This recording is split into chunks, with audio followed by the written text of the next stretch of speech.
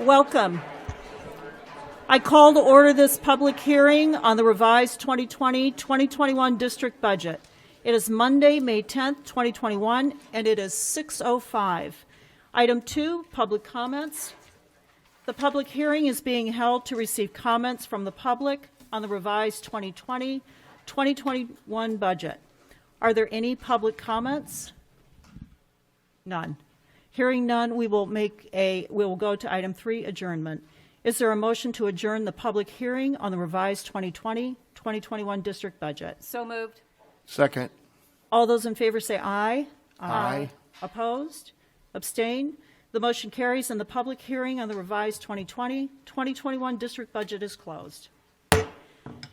Item 1.1, call to order. I call to order the business meeting of the Cave Creek Unified District School Board meeting.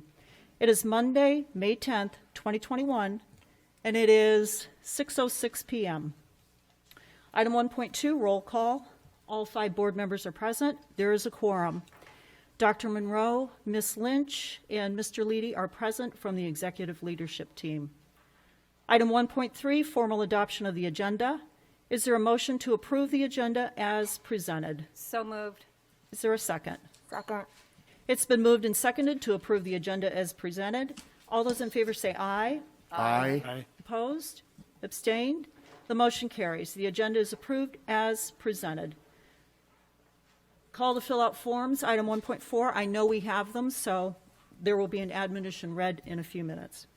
Item 1.5, Pledge of Allegiance. The Pledge of Allegiance is being led by Devin Breeze, a sophomore from Cactus Shadows. Devin, would you like to come? Are you related to Drew Breeze? He's my second cousin. Is he? Oh, good. Is he really? Oh. Sorry for all the excitement. I was going to say. Go ahead. I pledge allegiance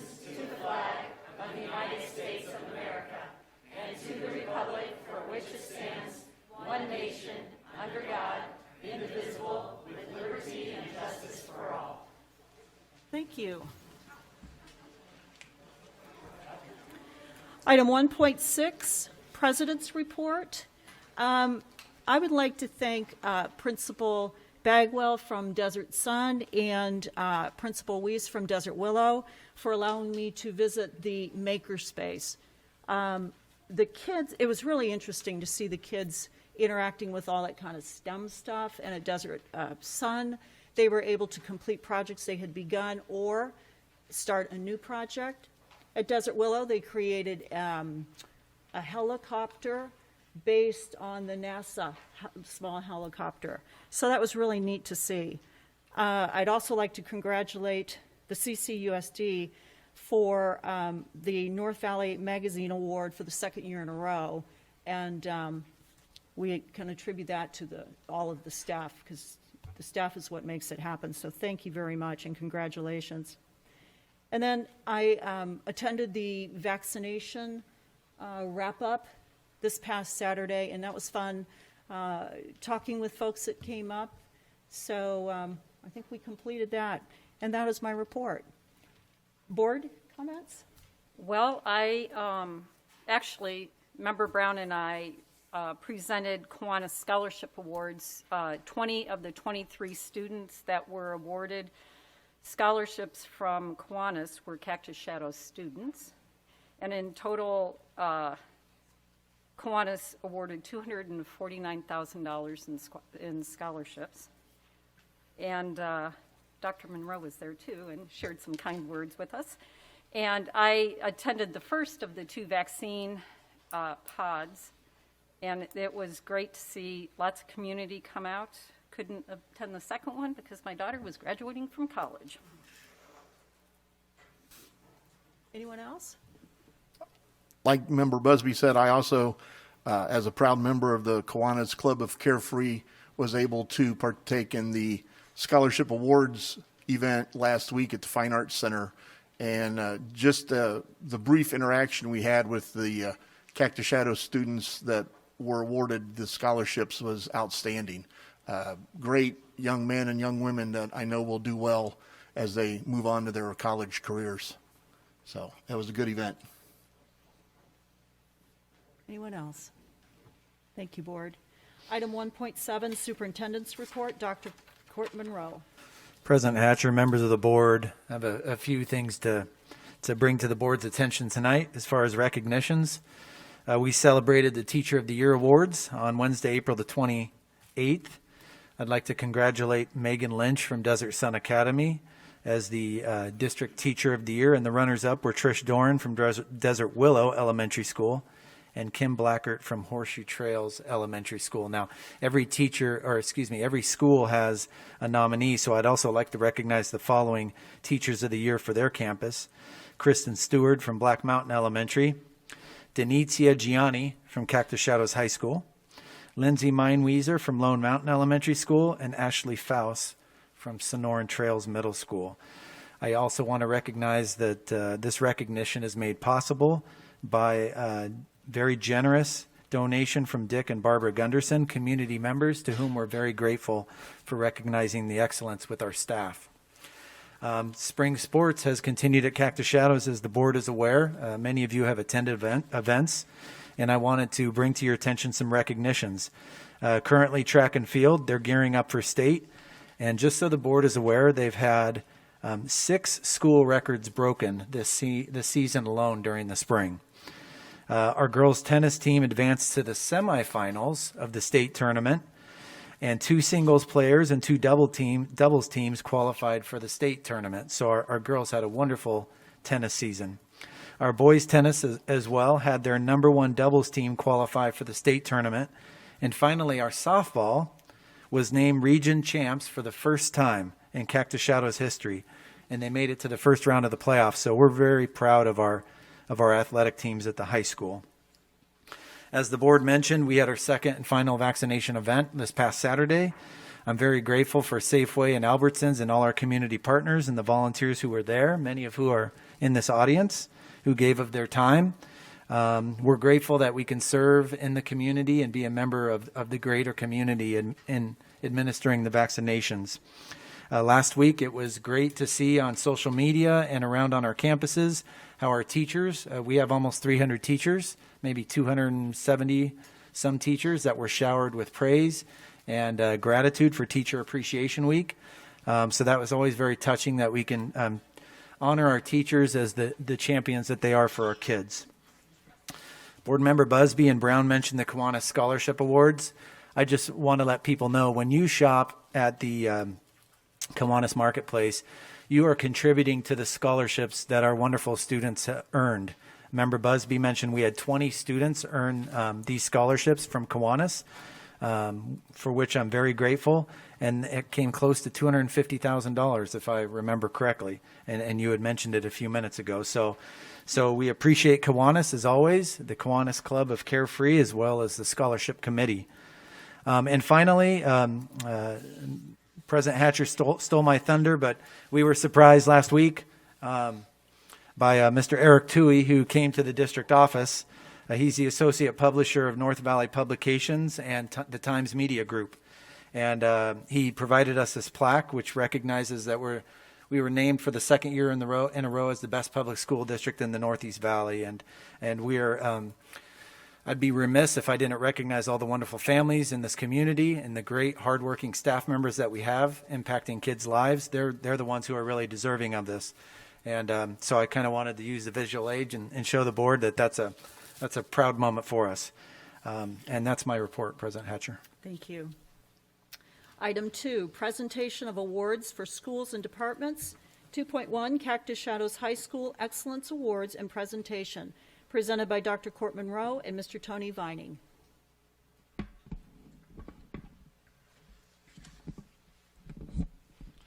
Testing. All right. So this is probably the best part of the meeting, when we get to recognize individual excellence that happens in our schools from students, staff, and community members.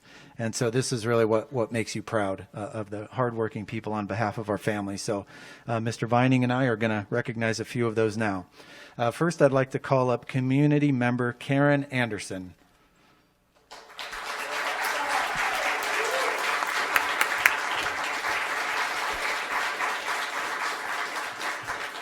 Congratulations. Thank you. Okay. Karen has been an integral part of the Cactus Shadows family. Karen is the mother of 3, all who have gone through the CCUSD school district.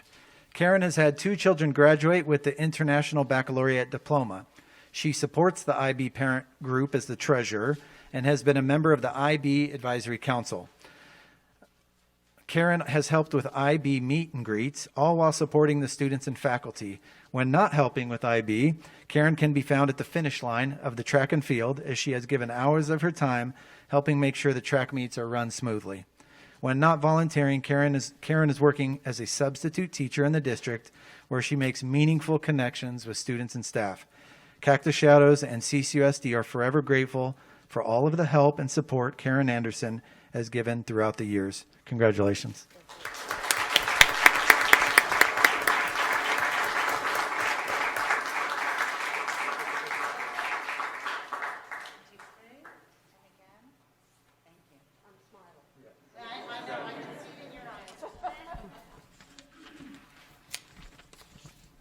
Okay, next, Jonathan Naylor.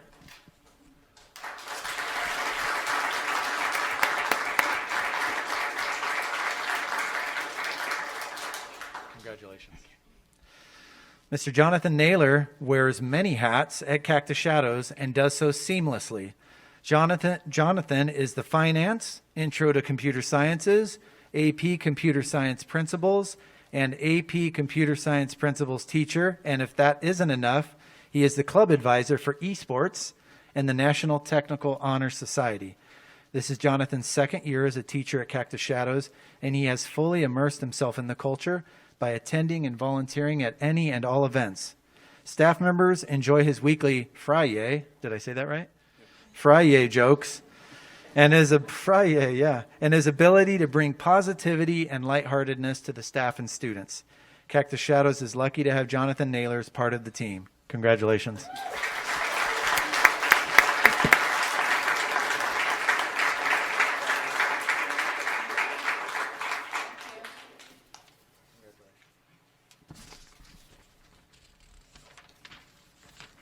All right, Devin Breeze, come on up, Devin. Congratulations. Okay, you ready for this, Devin? I'm ready. Hit me with it. Devin Brees is a Cactus Shadows sophomore, and while he may not have been here for more than 2 years, he has already made a positive impact on the school and its students and faculty. Devin is highly involved in the drama club and the Jokers Improv, where he can be seen performing and bringing a smile to everyone's face. Devin is the kid who is always helping others and making sure they feel comfortable and welcomed. Mr. Cupo, our drama teacher, says, Devin is the friendliest person, always willing to be friends with everyone, is positive and sees the best in everyone. Currently, Devin helps read the morning announcements while bringing his dramatic flair and passion for improving school culture. That probably wakes everybody up, right? Yeah, it does. Cactus Shadows could not be more proud of Devin and is excited to see where the future brings him. Congratulations.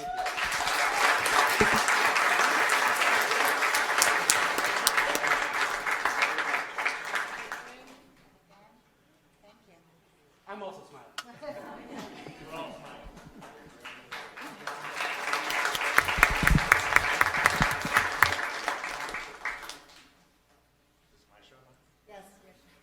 I didn't realize we're going to be so packed in here for my show today. Very excited. Yeah. All right. Governing Board President Hatcher and the rest of the Governing Board members, thank you for allowing me to do a Cactus Shadows year-end review. Kind of talking to all of you guys, you understand this was an extremely difficult year. This was a tough challenge for everybody. For me, I don't think I could have asked for a better group of people to be with. This is my first year as a principal, leaving a district that I knew for 22 years. Coming in to get to work alongside such a great governing board, working through 2 different superintendents that were both fantastic in their own ways.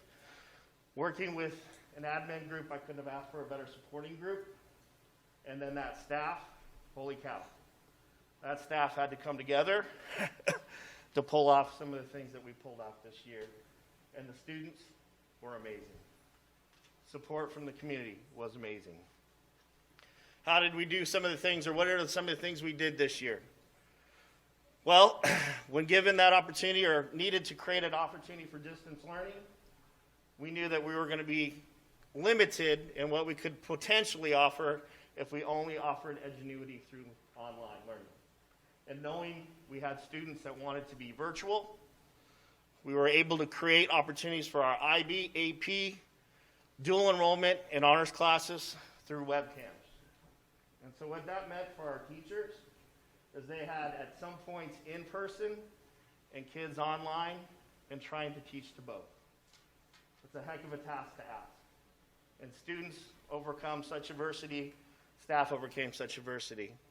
We also offered online learning for those that wanted to stay virtual the whole time. That was through Edgenuity. We were, I think, one of the first to come back fully in person on September 8th. And I will tell you right now, our students benefited from that.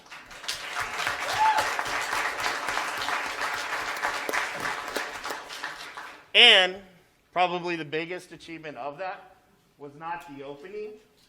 We stayed open the entire year.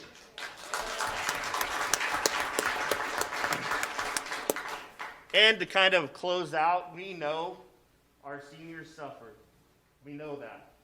And to close on the fact that we're going to be able to have an in-person prom and an in-person graduation on our football field, I'm extremely proud of that.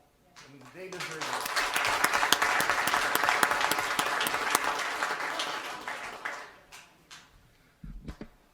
Into the mic.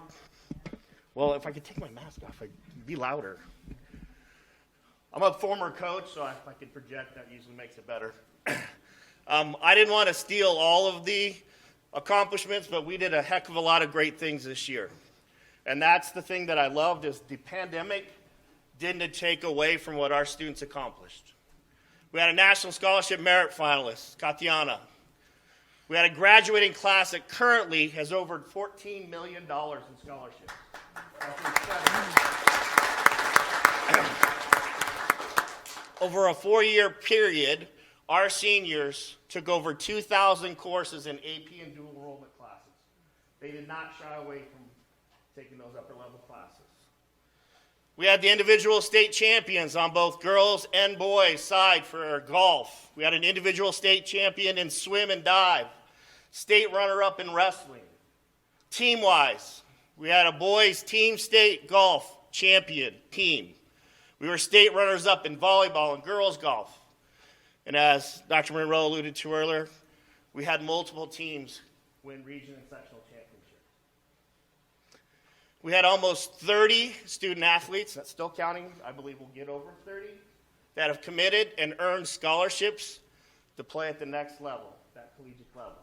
That's incredible. We had our inaugural year for esports. It's an interesting time to balance esports. If you're old school like me, it's hard to say video games are sports, but I love the challenge and the new opportunities. Naylor is taking care of it, and he's doing a great thing with our kids.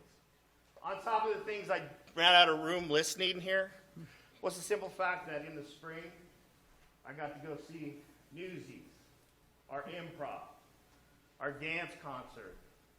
We have a band concert coming up. We have a choir concert coming up. All fantastic. And all things, to me, which kind of summed it up, was the fact that they're thriving. They didn't just get through this. They're absolutely crushing it. And any of those concerns, if we're having gaps, I'm going to tell you it's not being seen over here. Go ahead. What's our current state? We have 1,788 students currently. We're projected to be at 1,850 next year. We're at a 96% graduation rate. We earned high national and metro area rankings in Newsweek, the 2020 best high schools. We talked about the fact we offer an IB diploma program, an AP capstone program, and a seal by literacy. We are going to continue to build our CTE programs and our relationship with EVIT to make sure that we are meeting the needs of all of our students. And finally, on top of everything else we had this year, and thank you, board, for being a part of this, we completed our accreditation process for Cognia. All these things sound like small things, but if you're in this world, they're all animals. And our staff stepped up to that, and I was very proud of that. That ends my lovely presentation. Is there any questions or anything from the board? I don't have a question, but I just want to say you are a wonderful cheerleader for Cactus Shadows, the staff, and the kids. And I want to also say congratulations to our high school kids. These are outstanding, and I know they have coaches and teachers behind them, so kudos to all of them.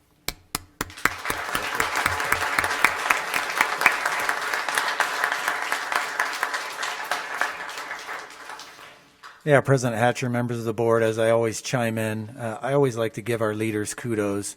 Leadership can be a very lonely position, but all these great things that happen within our schools, there's usually a good leader behind those. And so we appreciate Mr. Vining, his leadership team, the staff. One thing we're looking forward to moving forward is all these students at the high school is finding an individual way for them to connect to the school, whether that's through band, drama, sports, a club. And so that's a tall task, but I appreciate all the efforts that Mr. Vining and his staff had made during a very difficult year at the high school. So thank you, Mr. Vining. Thank you, sir. If the Cactus Shadows folks want to leave, you're welcome to do that now. We'd love to have you stay, but if you want to leave, go ahead and do that now.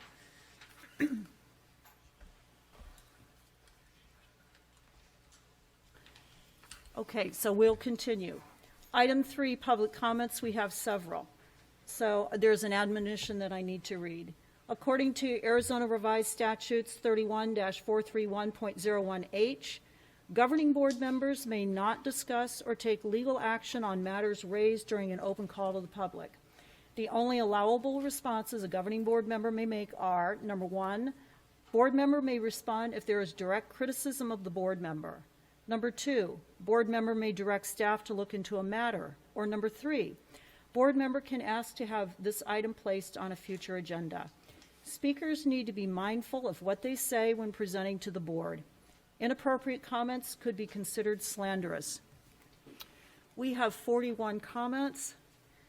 Some people have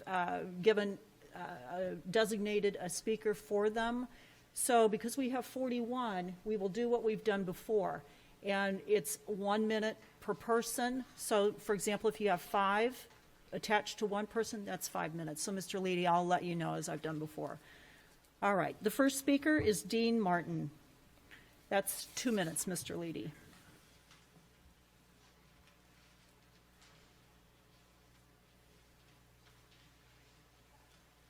I allowed to take off my mask? Mm-hmm. I'll continue with the positivity. Good evening, board members. My name is Dean Martin, and I'm proud to be one of many Desert Willow Spanish immersion families in the community. My wife and I have 3 kids, and 2 of them are currently enrolled in the Spanish immersion program at Desert Willow. Our youngest daughter will be following in their footsteps here in just a few years. So when looking for a home in this community, a little over 3 years ago, we knew about Desert Willow and the Spanish immersion program, and we're fortunate to find a home within the boundaries of Desert Willow. So what we didn't realize is the benefits that the Spanish immersion program provides to our kids. One benefit is the development and the confidence of speaking and learning in a different language. So at 7 years old, my oldest daughter, she can speak clearly in a second language, and she can accomplish challenging math problems at ease. I was extremely proud of my oldest daughter also when she recited the Pledge of Allegiance in Spanish to my great-grandfather, who was 98 years old and just passed. Her ability to teach us and her siblings is in another language will only provide future benefit to our family as they continue in this program. I also work in the construction industry, and the value that those people have being bilingual is tremendous. So I value that they can effectively communicate in a dual language, and also, unfortunately, I can't speak in that language. So as parents, what we want to provide our children is something better that we couldn't have, and that's what Desert Willow provides. This community and our children will benefit with becoming bilingual. We can also provide them with the opportunity and influence another one's heritage and culture. So in closing, I'd like to thank the board members for keeping the Spanish immersion program at Desert Willow. We choose Desert Willow because it's a place we can safely, confidently, and joyfully send our kids every day. We choose Desert Willow Spanish immersion program over all the other available schools because of this community, the culture, and the immersion program. Thank you. Thank you. The next speaker is Sandy Lacey. 1 minute.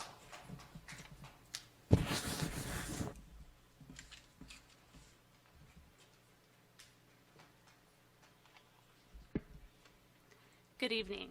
My name is Sandy Lacey, and I am the proud parent of 2 Desert Willow Elementary School SI students and PTO board member. I wanted to express my thanks to the district for keeping the SI program amid the ongoing budget cuts. I understand the challenges that the district is facing, and am appreciative that this groundbreaking, innovative, and accredited program is going to continue to provide the excellent education that it has to so many students for almost 20 years now. I wanted to spend a minute highlighting some of these students. The first SI class graduated from Cactus Shadows in 2015 and produced that year's salutatorian. SI also produced the 2018 salutatorian, in addition to the 2017, 2019, 2020, and 2021 valedictorians. Every SI class, besides 2016, has produced either the salutatorian or valedictorian.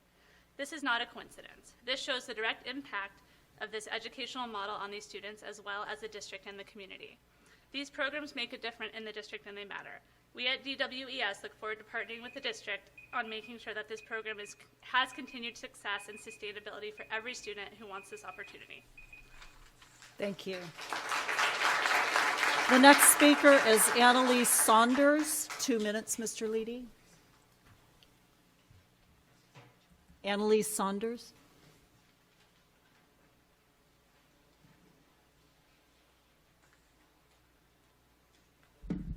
Thank you. Yeah, I think so. Yeah.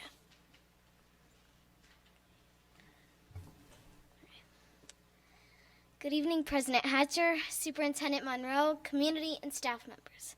I'm Annalise Saunders, and I'm a student at Horseshoe Trails Elementary School. Last time I was here, I spoke about how important the Chinese immersion program was to me, my future, and my school. I expected you to look out for me because I'm too young to do it myself, but you let me down. I'm only 10, and I was brave enough to speak, but you've done nothing. I expected a lot. I expected you to fix this because that's your job. You haven't even tried to talk to me or anyone else. Lots of people contacted me, asking me to come to their school. Other people told me how brave I am and how they were sorry that this was happening to me. You couldn't even tell me that you were sorry. If you'd talked to me, I would have told you everyday kids cry because they have to go to another school if they don't want their hard work to be wasted. It's like if I took away your college degree. I also would have told you that it's hard to learn because kids are afraid there'll be more changes. I feel like we don't matter. I feel like you don't care. I trusted you, and now I can't anymore. My daddy always taught me to be accountable for my actions. You should be accountable for yours too. Thank you. Thank you. Krisha Saunders.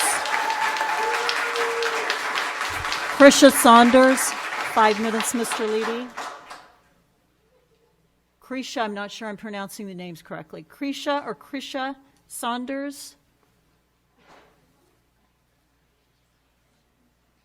How many minutes? 5, sorry.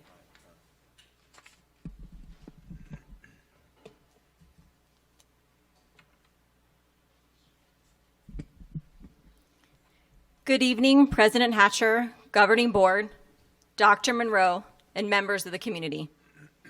I hope you're listening carefully tonight. I hope you are listening to the facts. Antiquated, self-serving, short-sighted, unresponsive, untrustworthy, incompetence, racial prejudice. Strong words, right?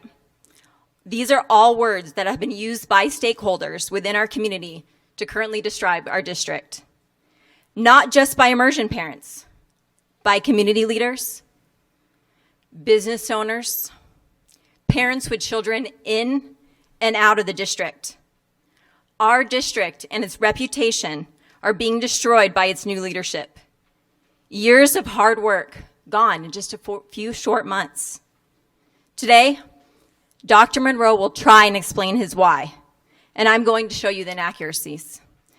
Perhaps for his own biased agenda, Dr. Monroe will say the program will remain a Mandarin world language school that will just look different.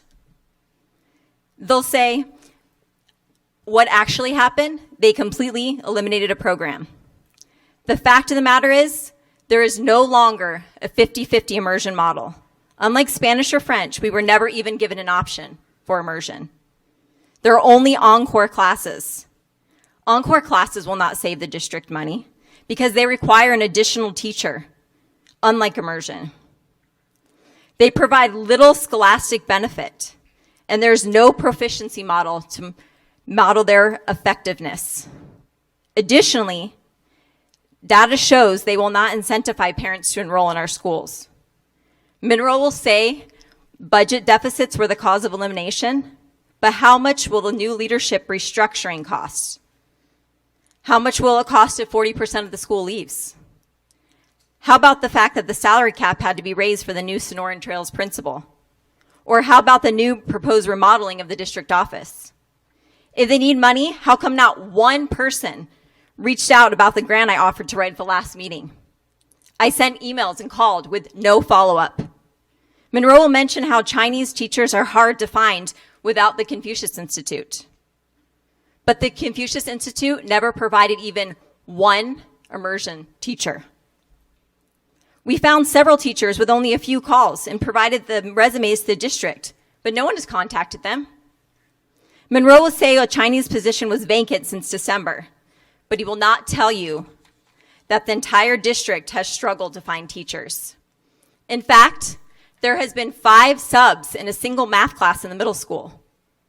He will tell you that class sizes were inequitable, but he won't mention that this was due to an influx of close to 100 kids from PV distorted the numbers. Already 1/10 of these kids have gone back to PV, with more anticipated in the fall. Prior to COVID, there was no classroom inequities. Monroe will say he's willing to work with parents. I find that hard to believe, since I can't even get a return email, let alone a meeting. His only solution to these problems is to pass a bond override.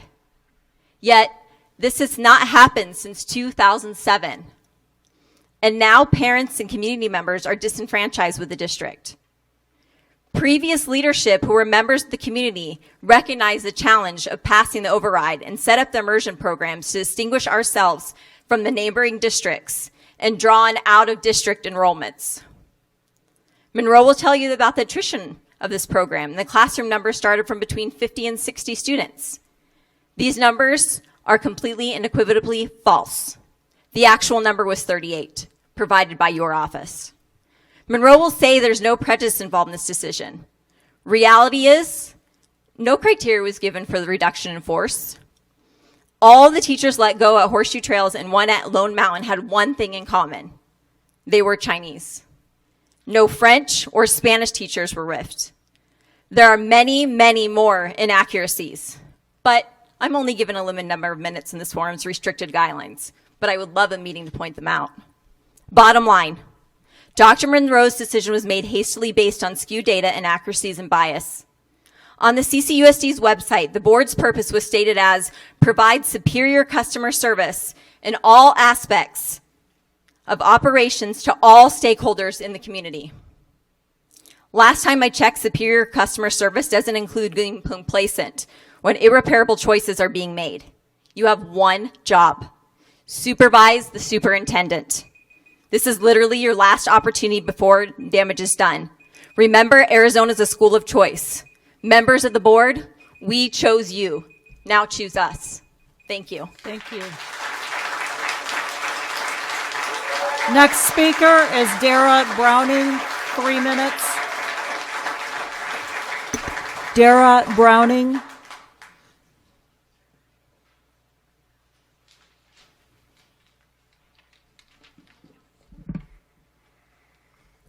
President Hatcher, CCUSD Governing Board members, Superintendent Monroe, and community members.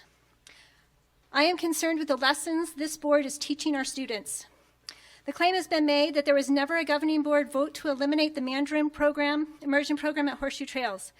Yet you did vote to eliminate our world language coordinator, Christina Lattis, from the district, and you did vote for a new staffing model that does not provide the staffing necessary to the program.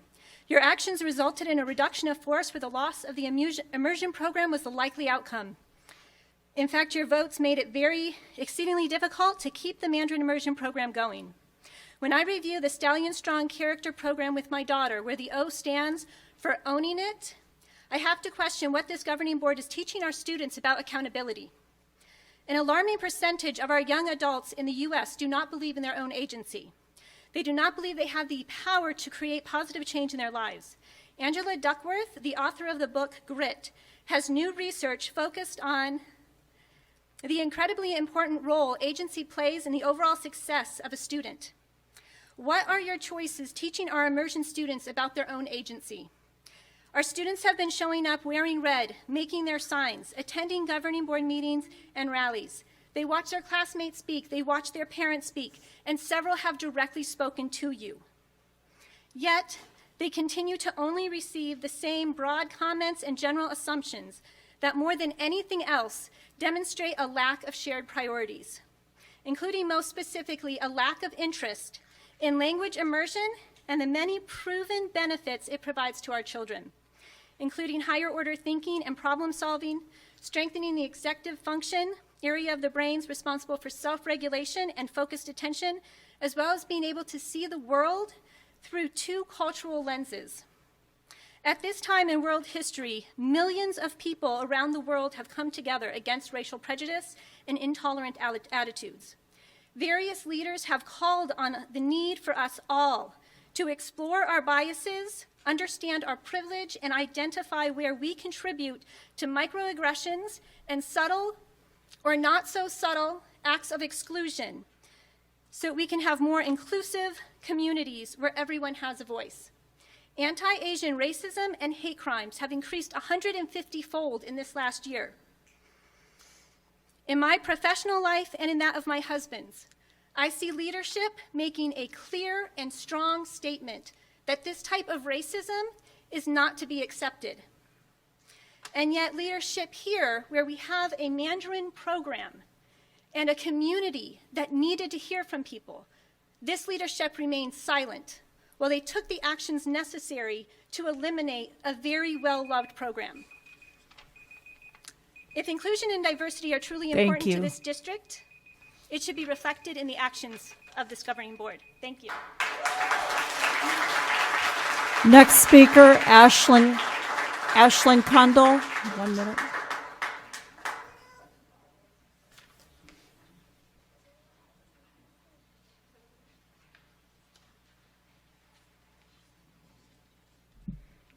Good evening. My name is Ashlyn Kundal, and I'm a 7th grader at Sonoran Trails Middle School.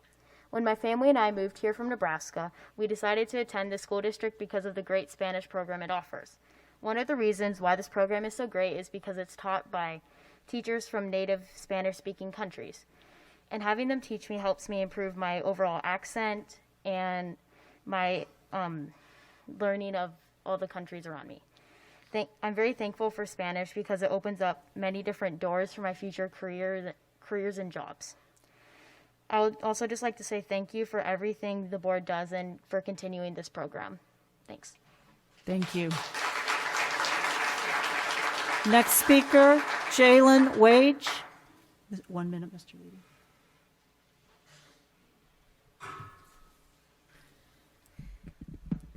Good evening. My name is Jalen Wage, and I'm a 7th grader at Sonoran Trails Middle School. I've been in the Spanish immersion program ever since kindergarten, and one thing I really like about it is that the teachers are from Spanish-speaking countries. I believe that this helps me because I'm able to, it helps my accent, and I'm able to understand the language better. I also appreciate the program because I have more opportunities for jobs. For example, I want to be a marine biologist when I'm older, and speaking Spanish allows me to work at Spanish-speaking countries. Knowing Spanish also gave me the opportunity to go to school in Mexico for 6 months. I was able to experience Mexican culture and just how the school down there. Thank you, board, for continuing the program and everything you do. Thank you. Next speaker, Joaquin Aliart. 2 minutes, Mr. Leedy.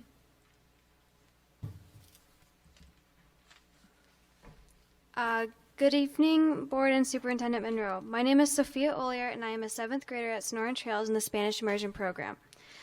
Thank you for continuing to invest in the Spanish Immersion Program. I'm a proud Latina, and I'm so glad to have a Spanish immersion in my school. It helps me connect more to my linguistic culture as a Spanish speaker.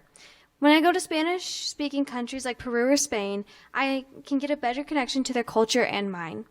When I'm older, I want to become a zoologist. And if you're bilingual, it's proven to have a higher chance of getting the job. And that's not just for zoologists, that's for many other jobs too. So thank you for keeping Spanish immersion. My only ask for you today, Superintendent Monroe and Board, is to bring back one of the Spanish electives at Sonoran Trails, specifically history and culture.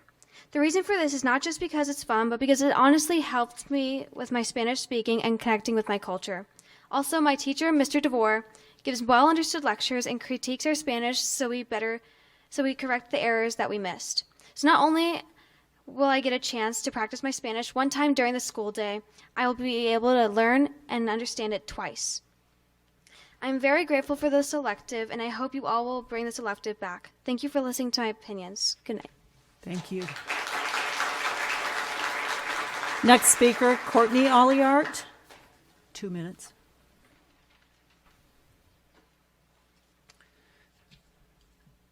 Good evening, Dr. Monroe, President Thatcher, and board members. My name is Karim Oliard. I'm a proud parent of Sophia Oliard, who just spoke, 7th grade student at Sonoran Trails, and Joaquin Oliard, 5th grade student at Desert Willow Elementary School. I would like to provide some context, sharing some of my life experience, so you can understand why this program is so relevant and important for me, and also the community that is part of a Spanish immersion program. I was born in Lima, Peru, and I learned English as a second language, which is the opposite of what we're trying to achieve here. But just so you can understand, even though I learned to read, write, and speak English, I quickly realized that without practice and reinforcement beyond the classroom, the fluency to speak a foreign language would be limited. I was able to gather the English language, but I was inadvertently translating in my head to Spanish. When I moved to the U.S. in 2002, my first 6 months attending classes in grad school were extremely challenging because I was absorbing everything in English and translating in Spanish. Within a year being here, I was able to think in English, and daily practicing the language, I was able to easily flip-flop and move on from English to Spanish. I learned also the benefits from being fluent in 2 languages. Once I became an active worker in the workforce, I was able to get opportunities to work in roles where Spanish was required. So communicate with peers, customers, suppliers, and in general locals in foreign countries where Spanish is a native language has been priceless. I really hope that the board really considers, as Sophia mentioned, continue supporting the program and also the electives that have been offered throughout this year for the kids at Sonoran Trails. Thank you. Thank you. Next speaker is Andrea Davidson. 1 minute.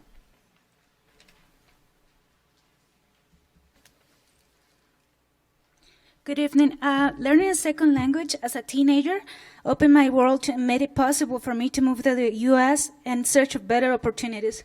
I want my children to have that choice. Speaking a second language at an early age develops new patterns in the brain that would never be developed otherwise. As a parent of special needs children, I have concrete IQ data on my children who is below average math and reading, has above average communication skills. I wholeheartedly believe it is due to their early exposure to a second language. Removing immersion will deprive my child as well as other special kids from this benefit. Even though Spanish is my mother tongue, as an engineer, Mandarin is a language I wish I could speak because 95% of our business are done in Hong Kong and China. That's why I chose Horseshoe Trails. Here's a rhetorical question. How many of you took another language in high school and don't even speak it. It's because you need immersion to actually learn it. Please, let's keep the immersion for our kids. Thank you. Next speaker, Filene Sokol. 1 minute.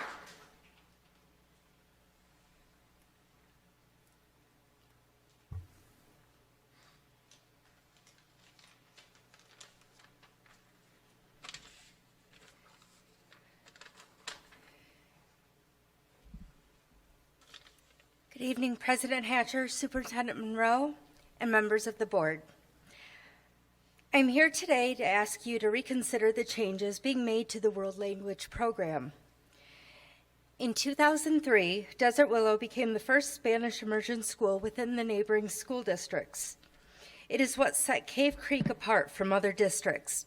As an out-of-district family, we were drawn to the immersion program because of the many benefits of being bilingual. Recently, there have been changes in the program that have caused concern to the many families that are in immersion. Mandarin immersion was cut without any communication to the families. I don't want to see that happening to the Spanish immersion program.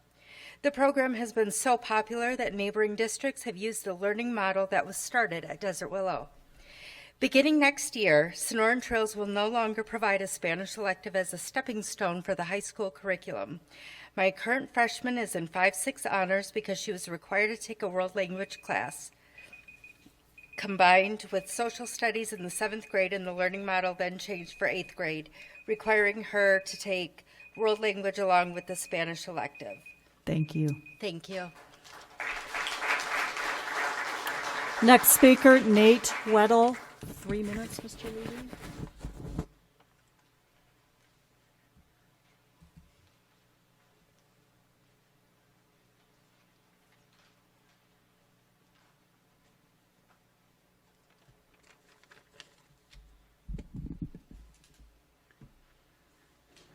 Good evening, President Hatcher, governing board members, Superintendent Monroe. The reasoning Superintendent Monroe will provide as to why Mandarin immersion needed to be eliminated is inaccurate at best.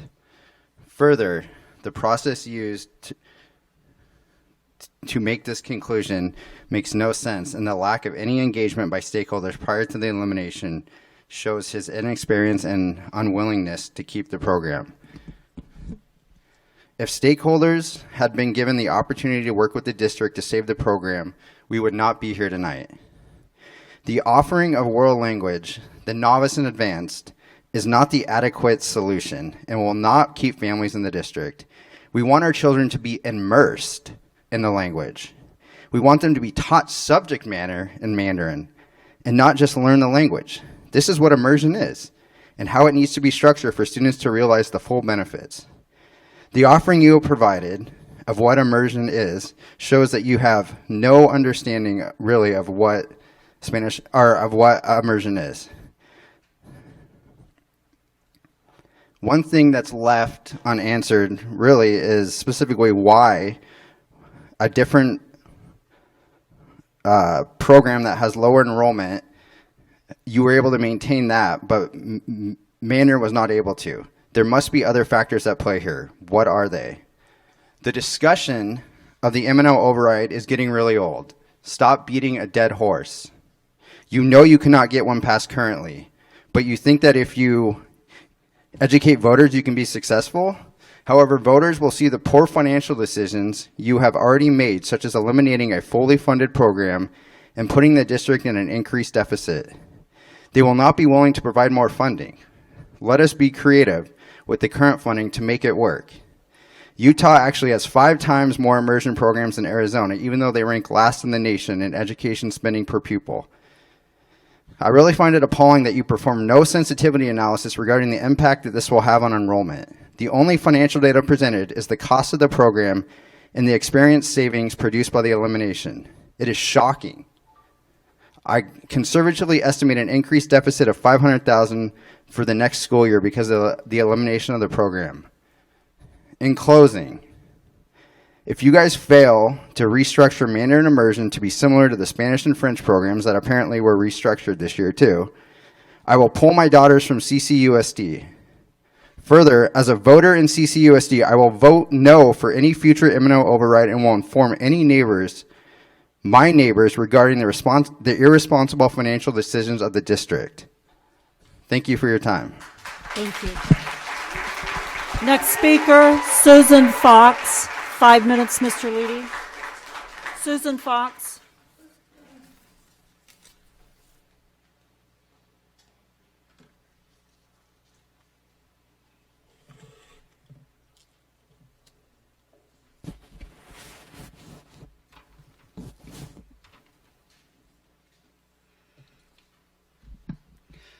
Good evening, Superintendent Monroe, distinguished board members and guests.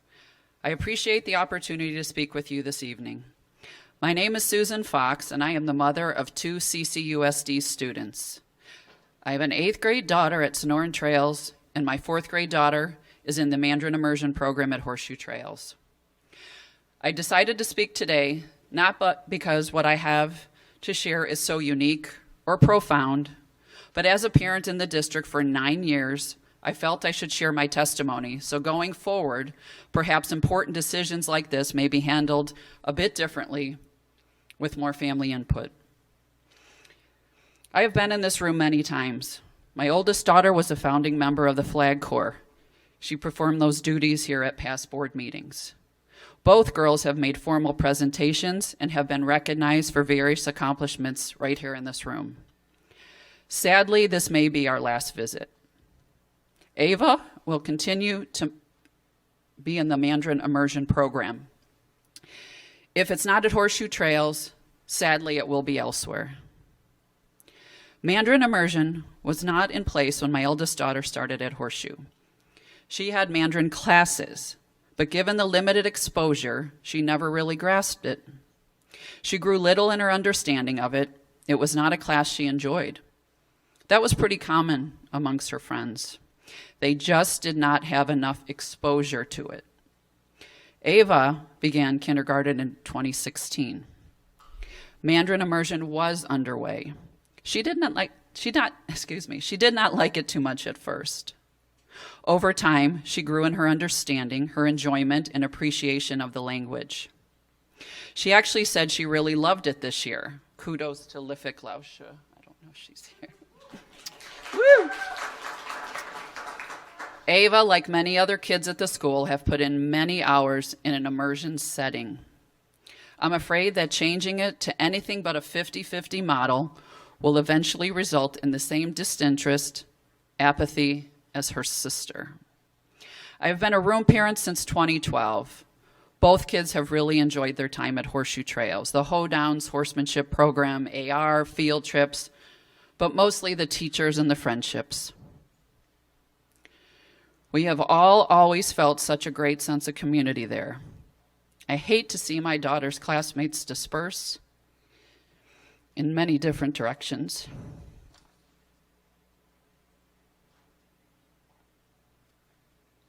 It's really sad. It's unfortunate.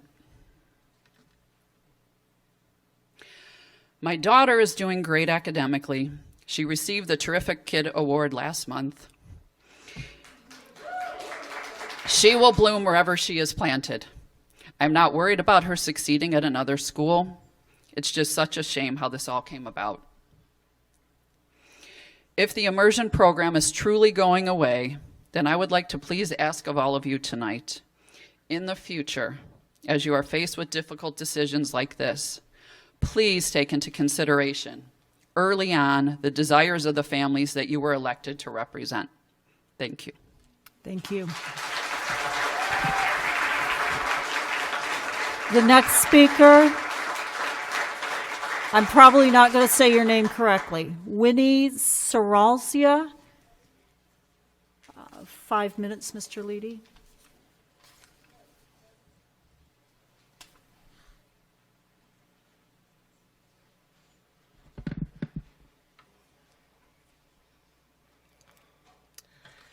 Good evening, President Hatcher, governing board members, Dr. Monroe, and community members. My name is Winnie Sarabia.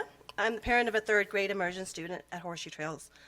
I'm not just a proud parent of my own child, but proud parents of all the kiddos in our class who have grown up together since kindergarten. They are an extension of our family because that is what Horseshoe Trails is to us. We've watched these kids grow up through our time volunteering in their classes over the past 3 years. This is the first year where we haven't been able to be on campus to see them engage with one another.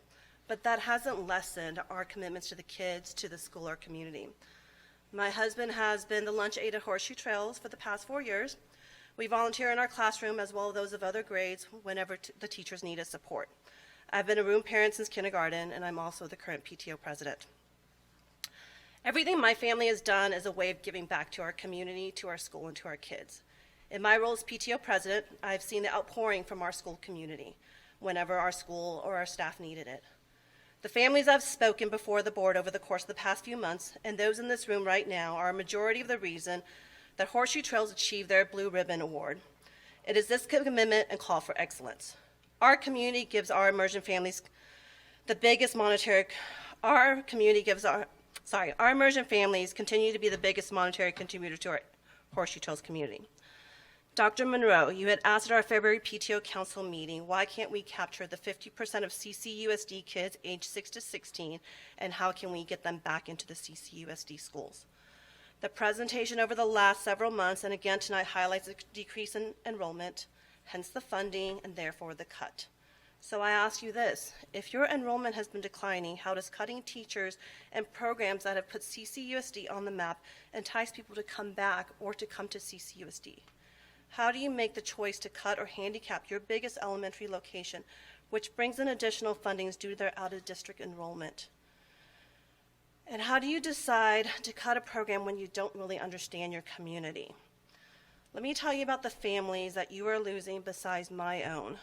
In this room is a family that cut a check and purchased touchless thermometers for the entire school. In case there is a question about it, none of that came from the district funds, regardless of what may have been communicated. This was entirely funded by one family in this room. In this room are the families that made, purchased, and donated masks to our school. Again, regardless of what has been shared, it was not out of the district fund, and it was not given to kids. There were no masks purchased for any of the kids in the district. Horseshoe Trails definitely did not see this. Disposable and reusable masks for our staff and our kids were donated by our families. You've heard that 80% of those who donated to our biggest fundraiser this year were immersion families. In this room is the family that matched dollar for dollar donation during our winter fundraiser in order for PTO to cut the $43,626 donation to CCUSD for the 21-22 school year. You are losing families who have been repeat sponsors of our school. You are losing volunteers where they are leaving or staying due to their personal circumstances out of their control. You have eroded trust and losing those who have willingly given of their time and money to the school. So Dr. Monroe, to answer your question about why families zoned for CCUSD do not attend for school, you are losing because of due to lack of transparency, communication, which has eroded trust at all levels.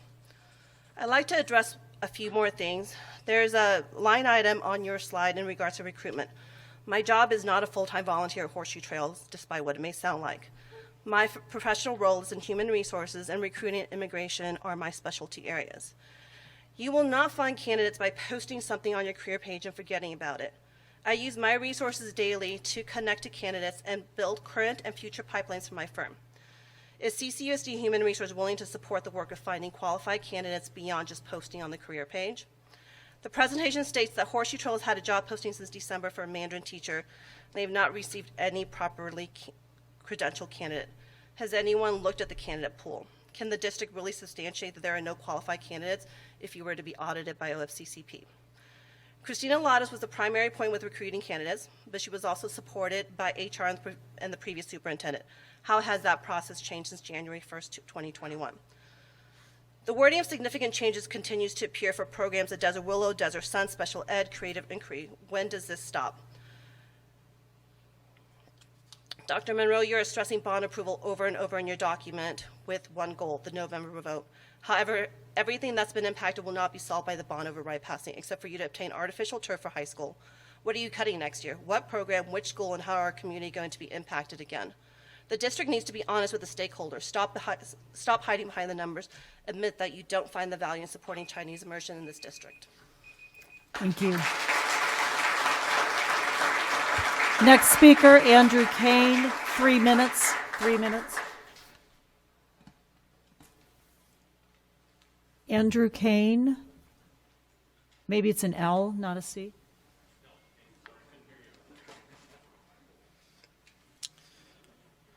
Good evening, President Hatcher, Dr. Monroe, members of the governing board.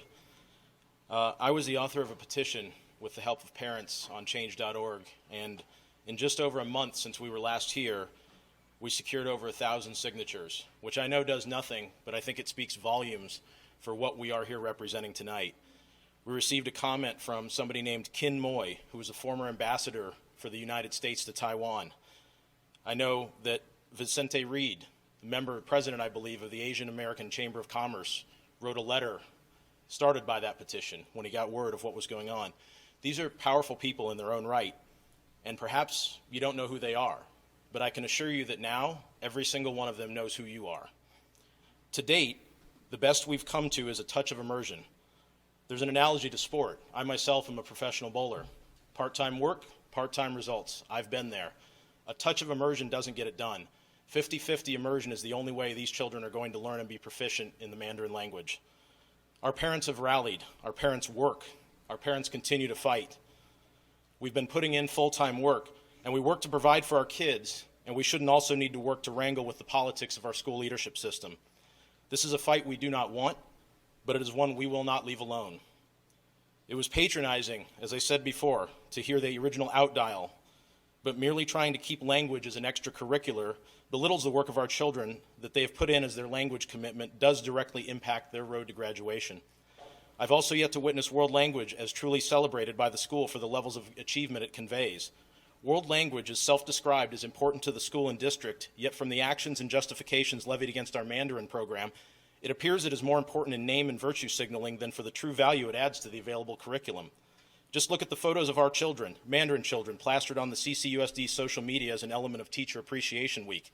These photos were from the immersion rally at Horseshoe Trails to keep our program, not specifically for teacher appreciation.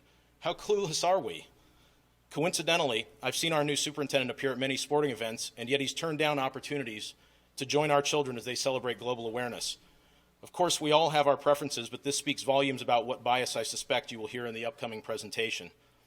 It speaks to cohorts. You'll hear that these decrease as we head to 5th and 6th grade, but let's face it, Mandarin isn't easy.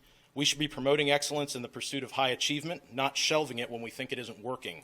Every day, the demand for Mandarin grows. We understand equity must occur among all children. We get that. But we don't ask for an either-or conversation. I can't speak for all the other changes that are being proposed, but what I do know is that we are here, we are committed, and we expect a just resolution to this matter that allows us to achieve full restoration of the immersion program at Horseshoe Trails. Inspire excellence is right there on that banner. It also says we haven't done enough since 2014. I heard Mr. Vining speak about excellence in Cactus Shadows, so let's continue that tradition tonight, right here, right now. Thank you. Next speaker, Jennifer Kane. 3 minutes. 3 minutes, Jennifer Kane.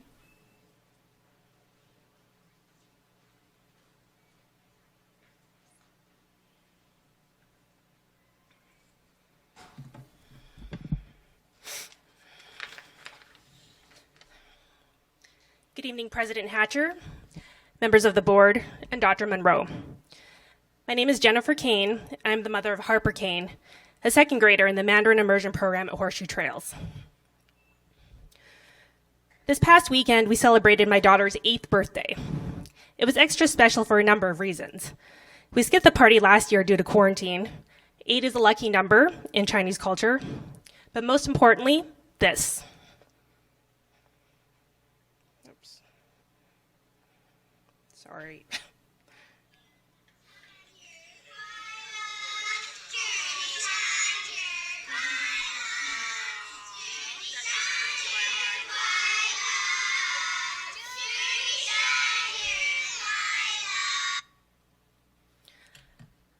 A bunch of 2nd graders sang happy birthday.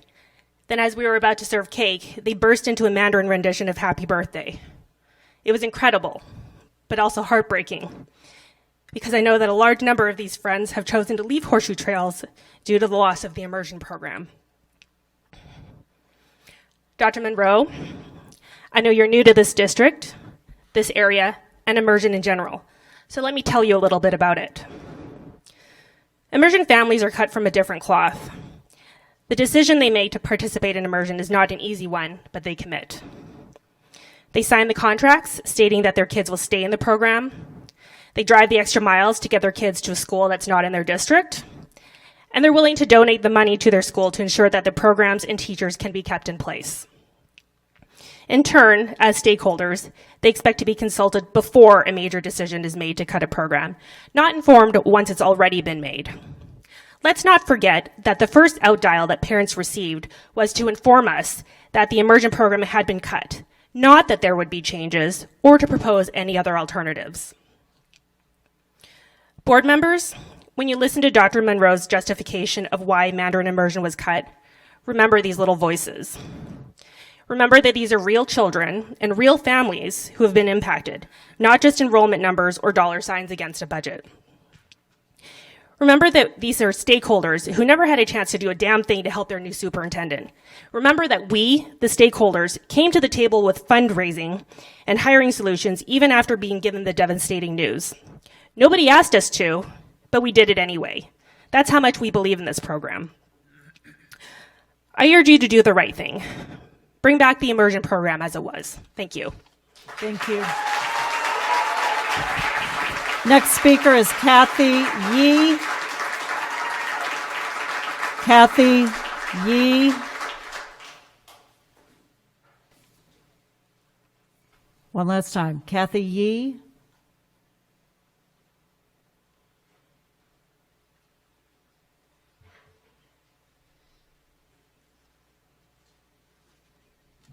All right. Good evening, President Hatcher, governing board members, and Dr. Monroe. My name is Kathy Yee. Last time I was here, I spoke about the academic benefits of the Mandarin Immersion Program. But now I'm here to talk more about how the program fosters diversity and inclusion. I think big buzzwords that are used in the workforce, everywhere around, all over the internet, and oftentimes just because of my appearance, people look toward me to be a representative of that topic. And you know, coming here, I am an out-of-district parent and family, so coming to CCUSD was a decision I had to make. It's 85% Caucasian. Is my kid going to be accepting? Things like that kind of cross my mind all the time. And I'm a Phoenix native, so I know what it was like 30 plus years ago. So I was excited to enroll him, and now knowing that 5 Mandarin teachers are being riffed, it eliminates further representation of culture, and the exposure as a result goes down. So I just feel like we're going backwards from what it was when I was a child. And I feel like this was a mistake, that was made, and I taught my kid that we can learn from our mistakes and correct them. Thank you. Thank you. Next speaker is Angela Robertson.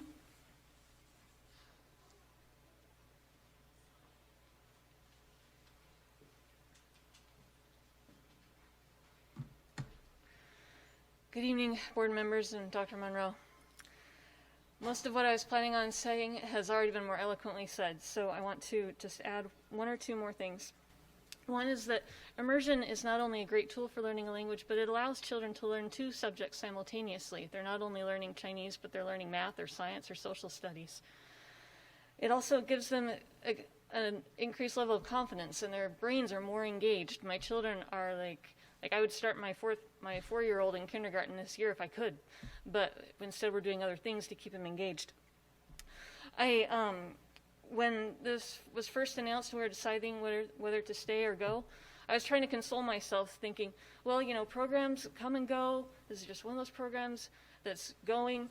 And then I remembered all these other families who drive to the district, and I was like, we can do that. We can give this to our children. We are willing to drive and do that for our children. I wish we were expressing the gratitude that the Spanish immersion students are expressing tonight. Thank you. Thank you. Next speaker, Holly Weddle. 7. 7? Uh-huh.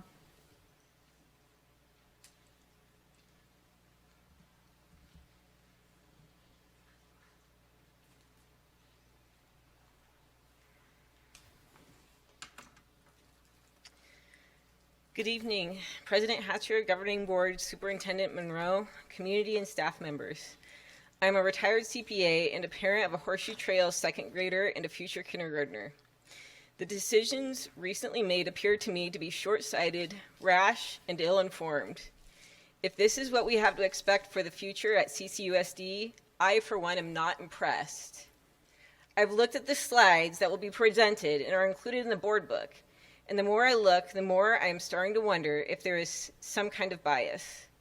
Additionally, in my opinion, there appears to be a lack of leadership skills such as effective communication and conflict resolution. Despite parents asking to be involved in decisions related to any possible cuts to the immersion program, parents were not involved in this decision. Parents were notified via outdial with no warning. Emails and phone calls were made to stop the approval of the RIF, but no attempt was made by district staff or principal to have a discussion prior to the approval of these terminations 1 week after the outdial. Most other districts across the valley have waited to make these decisions due to the uncertainty of enrollments due to the pandemic. There is absolutely plenty of time to hold off on this decision and work with parents. District staff and principal could have delayed this decision. It was their choice not to. Sadly, by making this decision so early on, I think CCUSD will see a decline in enrollments as a result of this decision. District staff has said that they expect enrollments to return to pre-pandemic levels. Well, I guess we'll just have to wait and see. I won't be holding my breath. In the slides that are going to be presented, it states that only two or three Chinese teachers had planned to return. Really? How is that ascertained? Is this the criteria that we're using when we're deciding who we're going to terminate? Where I come from, terminating a position has a much more robust, well thought out criteria. Where is the criteria? The superintendent says that Mandarin immersion teachers are hard to find. Then why did the district decide to terminate all of them? It's stated that no one applied for Mandarin immersion teacher positions with proper credentials. I have information to the contrary. In any case, we are talking about a position starting mid-year for a program that was eliminated for the following school year. How many applications did you expect to see? The slides seem to question whether Mandarin immersion is growing. It says that the 6th and 5th grade classes are down 50%. For some reason, there's an assumption that the 6th and 5th grade class both had 50 to 60 students in each class.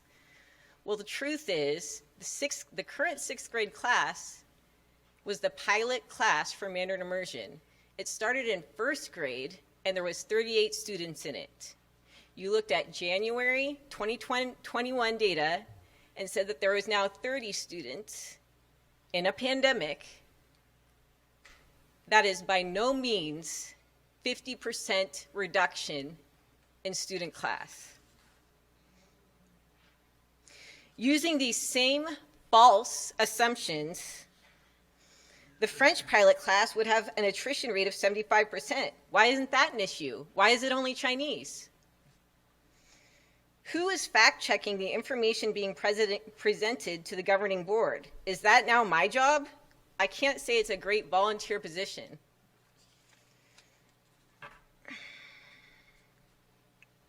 The slide goes on to say that attrition has this 50% decline in class size is attributing to unequitable class sizes. The truth is, the class sizes in English only were bigger because of an influx of students from Paradise Valley as their schools were shut down. The pandemic caused that, not immersion.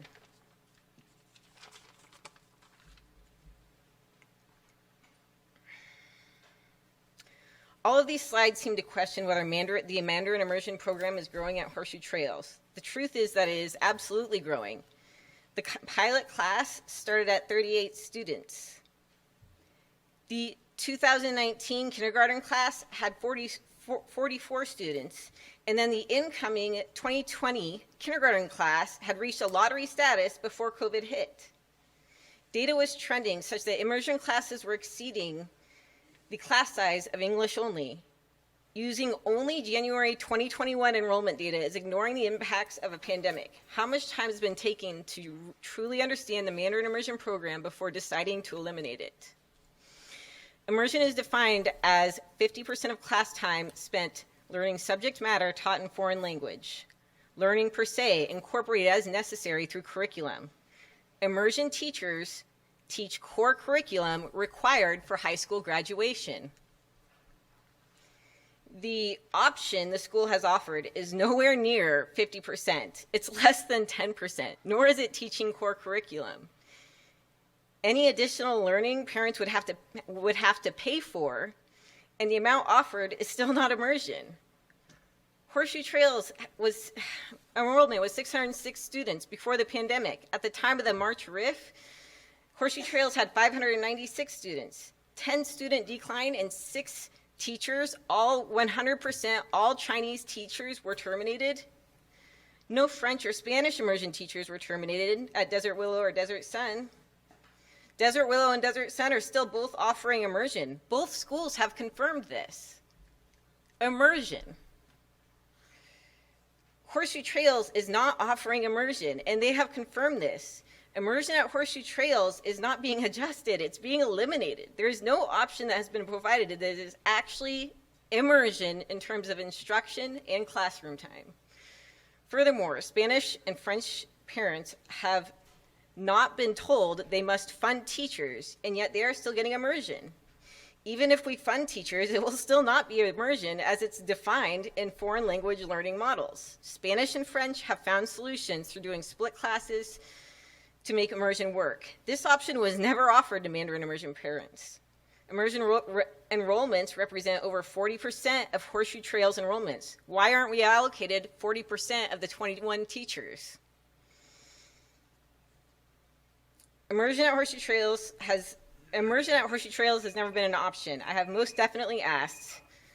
Of all the elementary schools, Horseshoe Trails has the highest enrollment, highest test scores, and the lowest cost per student. This was all under the previous staffing model. Thank you. Thank you. And the next speaker is Stacy Leschner. Stacy Leschner. She was actually my minute, so can I continue? Yep, you can do hers.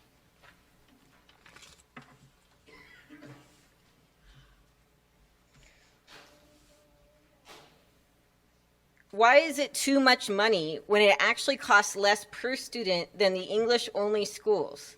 How is this equitable? Was cost impact on enrollments and quality of education not considered? Where is the cost-benefit analysis?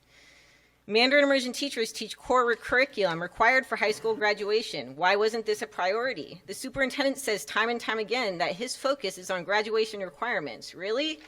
Because here is what happened. All Chinese, native, English fluent, certified teachers that teach core curriculum were terminated at Horseshoe Trails. The curriculum they taught is required eventually for high school graduation. Horseshoe Trails did not eliminate nice-to-have items like art, music, and they added computer science just a few weeks ago.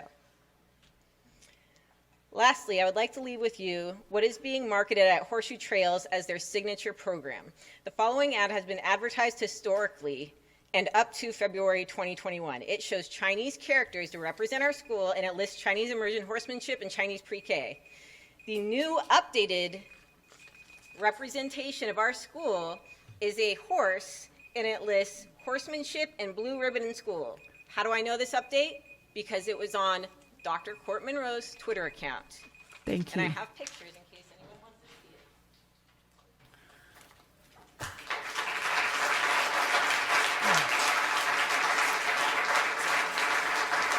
it. Thank you, speakers. Moving on to item 4, presentations, information reports. 4.1. I would like an agenda item regarding Mandarin immersion to include the following. How was the decision made to eliminate Mandarin immersion in its present form before bringing the cuts to the board? Did the district review Mandarin immersion to determine its viability going forward? Is the district willing to work with the stakeholders to resurrect MI for the 2021-2022 school year if possible? Overall, how do the world language programs impact general education teachers and students in terms of funding, class size, and materials? Requested by me, Member Hatcher, presented by Dr. Court Monroe. President Hatcher, members of the board, I'd like to invite Mr. Patinato up to the up to the microphone. This kind of be a 3-person tag team presentation here between Mr. Pettinato, Mr. Leedy, and myself. As the board's aware, we've simply put some of the questions on slides, and we'll attempt to tell the story and succinctly relay through bullet points kind of where we are right now.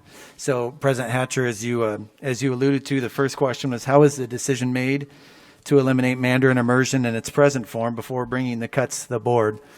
First, as the board is aware, the World Language Mandarin program will continue at Horseshoe Trails. We'll continue to have Mandarin being taught to students that so choose. Obviously, as the board is aware, there's been a program adjustment in which the instructional delivery will look different as we've been communicating. So to take a step back and kind of tell the story a little bit, at the end of last year, our district enrollment was about 5,400 students, and the enrollment as of August of 2020 had decreased about 500 to about 4,970 students. So what that budget shortfall entailed was about $4 million, a little over $4 million for the school year, and current year budgeting. Those are changes that we have to be able to make to balance the budget by July 1, as the board is aware of some of our budget presentations now. Because of this, it's important to know that the staffing model for all of our schools, a staffing model is basically the number of teachers and staff who are determined per the school enrollment, had to be changed. And elementary staffing was aligned to be the same among all schools as a way to balance the budget. Next slide. Unfortunately, we had to have a reduction in force, which no one ever wants to do, across all of our schools, all 7 schools, to account for the budget loss. What that means is certified teaching jobs were reduced across all schools, as well as classified jobs, which is the last thing we want to do. We always want to protect our classrooms. By way of note, there was around $2 million, upwards of $2 million cut from the district office departments in an effort to protect our students in our classrooms. Speaking of Horseshoe Trails, the campus was reduced from 26 teachers to 21 teachers for the school year 2022, for next year, like many schools. Just as a way of note, out of the 7 current Mandarin staff on campus, only 2, potentially 3, teachers had planned to return for the 2021 school year. So to continue the story, at each school, the individual principals work with different district staff to look at and examine program options going into the next year, with the reductions being considered, and importantly, with the quick deadline of contracts being able to go out in March to retain all of our teachers and all of our staff. And as was noted earlier, and as the board is aware, there was never a governing board vote to eliminate the Mandarin program at Horseshoe Trails Elementary. But as is stated, the program is undergoing a change. Did the district review Mandarin immersion to determine its viability going forward? Yes, and we will continue to evaluate viability across all of our programs next year that include some of the things that are listed on this slide. I certainly wish that it wasn't that way, but as there's definitely financial things to be considered, we will look at all districts or all programs and all schools. So I will hand it off to, I think it's next slide. That will be Mr. Pettinato. President Hatcher, governing board members, Dr. Monroe, Mr. Leedy, thank you for allowing me the opportunity to speak tonight. So is the district willing to work with parents to resurrect the Mandarin immersion program for the 21-22 school year in a long-term solution? Well, yes, myself, as well as Dr. Monroe, Dr. Jensen, who's going to be our new executive director of elementary schools, has met with several families since mid-March. In fact, we've met we've had 8 in-person meetings with 7 different families, and I know that I've communicated with countless other families via by phone. So yes, I mean, we've been communicating, collaborating, and this is not something that we wanted to happen. And obviously, we're working really hard to retain the Mandarin World Language program in some aspects so that we can have that continue to be a part of our cultural fabric at Horseshoe Trails. It is really important to me and my staff, as well as my families. We have had a job posting since December for an open Mandarin teaching position. As of last week, I think we've had a few candidates. None have had properly credentialed candidates, or none of them have had proper credentials. And And obviously, the goal for Mandarin Immersion, as well as all programs in CCUSD, is to find sustainable solutions and not just donations from year to year. And this is likely done through taxpayer voter initiatives in the form of an M&O budget override. Mr. Leedy. Thank you, President Hatcher, members of the board, Dr. Monroe. The question, overall, how would world language programs impact general education teachers and students in terms of funding, class size, and materials? As we've stated in the past, Cave Creek has not passed an override election since 2007, and we've attempted to maintain programs by cutting expenses and shifting over $2 million from our capital budget over into M&O over the years to support the programs that we have currently. The language programs date back several years, and this budget deficit has just been exacerbated by the COVID pandemic. In addition, the district has also depleted reserves to maintain programs to a point where the Auditor General's office has put the district on a watch list of districts at highest financial risk. This is not something we made up. They contacted us this last fall, gave us the news, and we had to point out several things to the Auditor General's office in order to get them to take us off of that list, but it was only by a small degree, and they said that we were going to continue to be watched by the Auditor General's office for this list. So in order to balance the budget for fiscal year 22, we had to make many difficult decisions and to issue teacher contracts in March. We had to act quickly and move on that. So because of the decline in student count, the staffing model was changed to reflect equity among schools, and I want to emphasize all schools with and without immersion programs. This change eliminated variations in class size between the immersion programs and regular programs within the schools.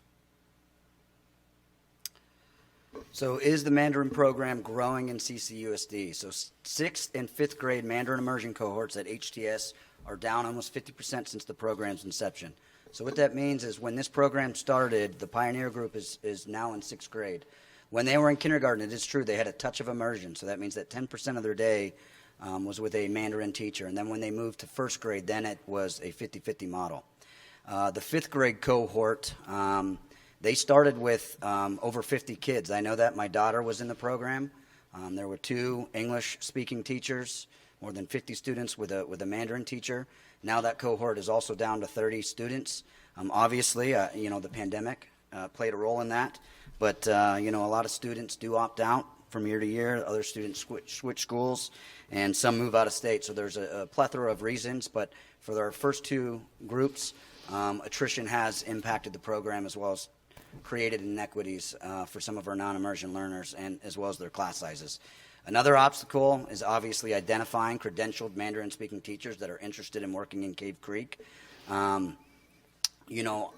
don't think we've ever had to hire more than 2 Mandarin-speaking teachers over the course of a school year, because each year we add 1 more grade level, requiring us to hire 1 more teacher. And I think there's been times where we've had to maybe hire 2. I know that since I've been at Horseshoe Trails, we've only had to hire 1 each year that I've been here. And we were looking at a loss of the majority of our Mandarin staff. We had 2 teachers formally resign, and then 2 other teachers expressed to me as well as to Mrs. Lottis that they were going to reject their contract for the 21-22 school year, and potentially a 3rd teacher too. So that means that I was going to have to hire at the very least 4 Mandarin-speaking teachers, potentially 5 for next school year. And that made me really nervous because I knew that I was going to have to RIF English-speaking teachers that otherwise would not be RIF for potentially vacant classrooms if we weren't able to identify that talent for our school. This next slide is just a snapshot in time from January of some of our numbers in the world language programs in CCUSD. Going from left to right, you have Desert Willow.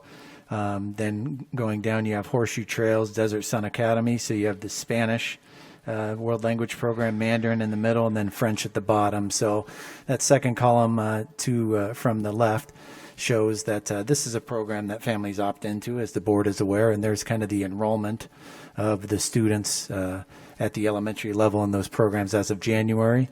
Desert Willow 285, Horseshoe Trails 236, Desert Sun French was 101.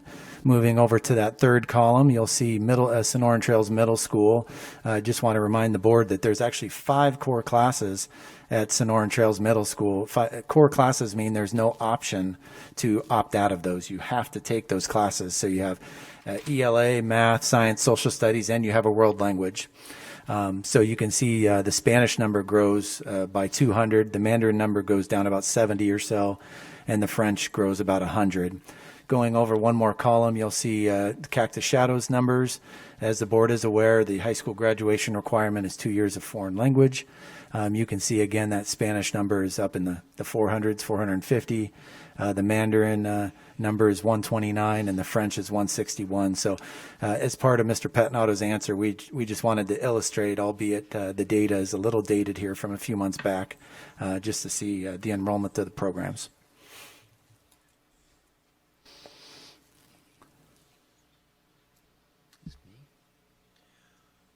Okay, the next question is what other areas, if any, were considered and rejected before determining that Mandarin immersion needed to be reduced in scope? When we were looking at the budget, all areas of the budget were considered for reductions with the priority, as we have stated before, to protect programs that directly impact graduation requirements. Over 60% of the reductions came from district-wide departments and staffing, and roughly 40% from teaching staff related to reductions in enrollment. Positions farther from teachers in front of students were evaluated in each department to determine if positions could be consolidated to be more efficient and keep resources in the classrooms. Staffing at Horseshoe Trails had to be adjusted because of the need to standardize staffing across all programs through a common staffing model that treats world language program students and non-world language program students the same. The lack of a voter-approved override plays a significant part in the district reductions, and as we've stated, 2007 was the last one approved.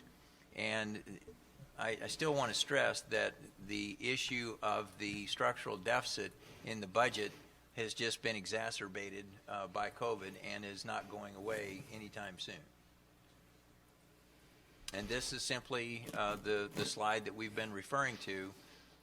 And I know that there's disagreement on what is graduation requirements and what are in the outer rings, but we have to look at things as a district and not just as a school or a program. Yeah, we've been presenting kind of that, go back one, Tim. We've been presenting this simplistic graphic just to kind of show the criteria and the filters that we use as we look to make these hard decisions, which we obviously wish that we didn't have to make. We are the only unified school district in Maricopa County that does not have a current bond or an override, and we're obviously seeking to change that, but as Mr. Lee said, that is significant. Next.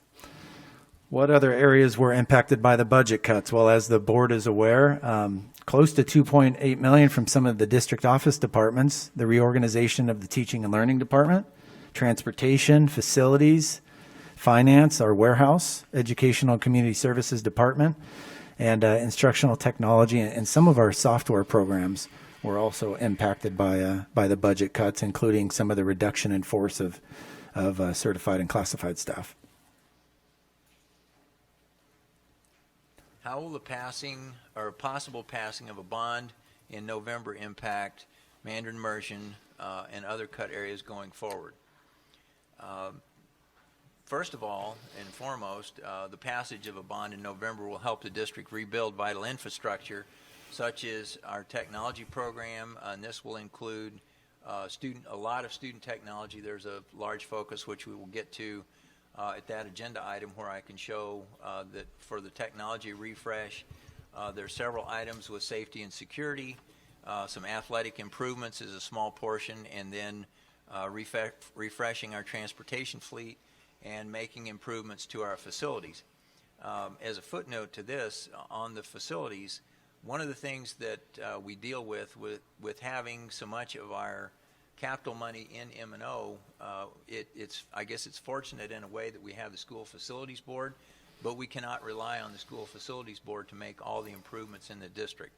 So we need to get to a position of stability with moving our capital money back over to capital in order to do some of these projects, in addition to having the infusion of the bonds.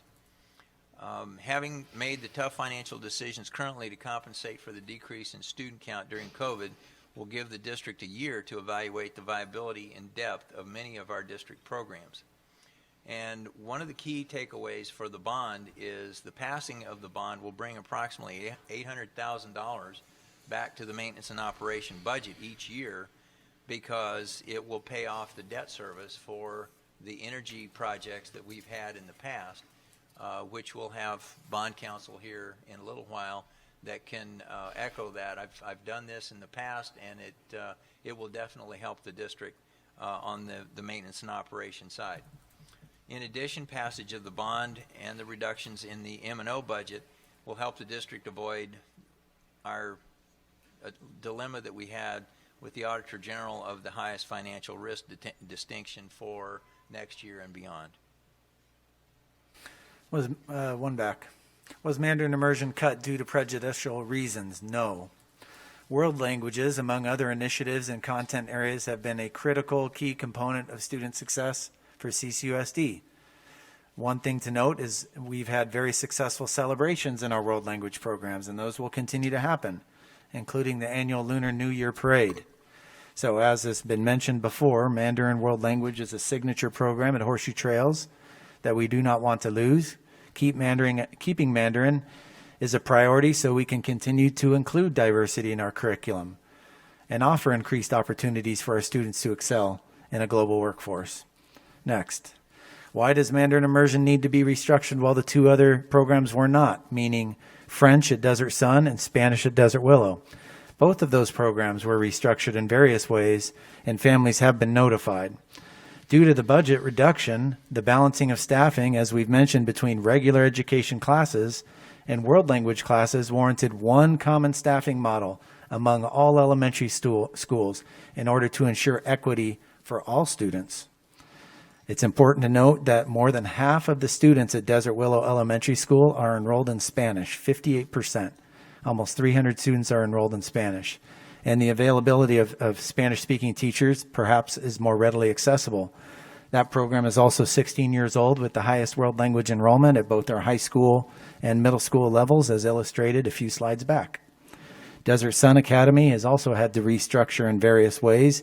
Mr. Bagwell has been very creative, but that creativity allows for 4, 5, and 6 grade combos, which certainly isn't ideal. So there have been significant changes to that model there. However, they're striving to keep an immersion-like model as much as they can at those schools. So was there an effort made to keep Mandarin immersion at Horseshoe Trails? As mentioned previously, myself as well as district staff have communicated program modifications to the Mandarin World Language Program. Obviously, we are not able to offer a 50-50 immersion. I understand that, and I know that these new offerings does not necessarily replace that, but it does maintain and offer something for those students that have invested in the language for so many years, because it is important to me and my staff and this community that because we lack diversity in our community, it's really important that we're intentional about including diversity in our curriculum, especially when part of our mission, Cave Creek, is to prepare our citizens for a global workforce. So next year we have moved Mandarin into our special area rotation, and so we're going to be offering 2 different pathways to learn Mandarin at my school for all students preschool through 6th grade at any time. So what I mean by that is, before with the immersion program, after 1st grade, that was pretty much the cutoff. That was your opportunity to be in the immersion program, was kindergarten to 1st grade. Now with Mandarin being moved into our special area rotation, all students will learn Mandarin, and there's going to be 2 pathways. So the first pathway is a novice pathway, and that'll be 1 Mandarin class per week for all students that will focus on listening comprehension, speaking, as well as learning about the language. And then all students will also have the opportunity, if they're not interested in novice and they want an increased exposure to the language, to be in the advanced track. And what the advanced track will look like is Mandarin every other day for 45 minutes. And we have an advanced Mandarin curriculum that is actually a Chinese language arts curriculum. And so the advanced kids will learn reading, writing, listening, and speaking, as well as learning about the Asian culture. And that class will be 100% of the time in the target language, offering an immersion experience. We're also going to be offering before and after school programs for Mandarin. And if we're able to secure additional funding and keep an additional Mandarin teacher, then there is a potential for what we're going to be calling a touch of immersion, where students will be pulled from their regular classroom into an immersion classroom for a scheduled science time that will be taught 100% in the Mandarin language. So we're working really hard to try and maintain our focus on Mandarin and offer those kids that elect to stay at Horseshoe Trails a robust program where they can still increase their proficiency levels as they go through their grade levels. And we'll take any questions, President Hatcher, members of the board. I don't have questions yet, but I have some comments. I was the one who requested this primarily because I wanted the public to hear what y'all just heard. And I would also like to say that I recognize that the press is here because this is controversial. This is a really good opportunity to take this situation to our legislature and governor to see the suffering that school districts have because of the lack of funding. If we didn't have a budget deficit, we wouldn't be here tonight. This is heartbreaking to me, and it makes me angry. Not angry at you all, angry at the funding source. I've worked at Desert Willow from day one. I've been there from the first day of the inception of the Spanish immersion program. I believe in immersion. I think it's excellent. What I saw as a general ed teacher when I was there was that there was disparity in class size. Some of my teacher friends had 30 to 35 students, and I'm talking third and fourth grade level now. And the attrition, of course, takes place the farther you go up the line from the immersion. So there was disparity there. So you heard tonight that the district is trying to fix that, so to speak. And I experienced that as a gen ed teacher. Sorry, I'm looking at my notes.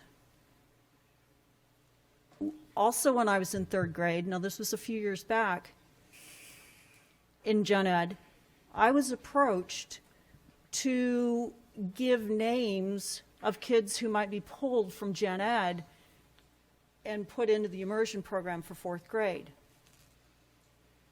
And I can tell you that the fourth grade gen ed teachers were not happy about that. I don't know that that occurs anymore, but it did when I was there. As a board member, I have accountability to all the students. And I don't have the luxury of focusing on one group. And I know that sounds awful, but it's the truth.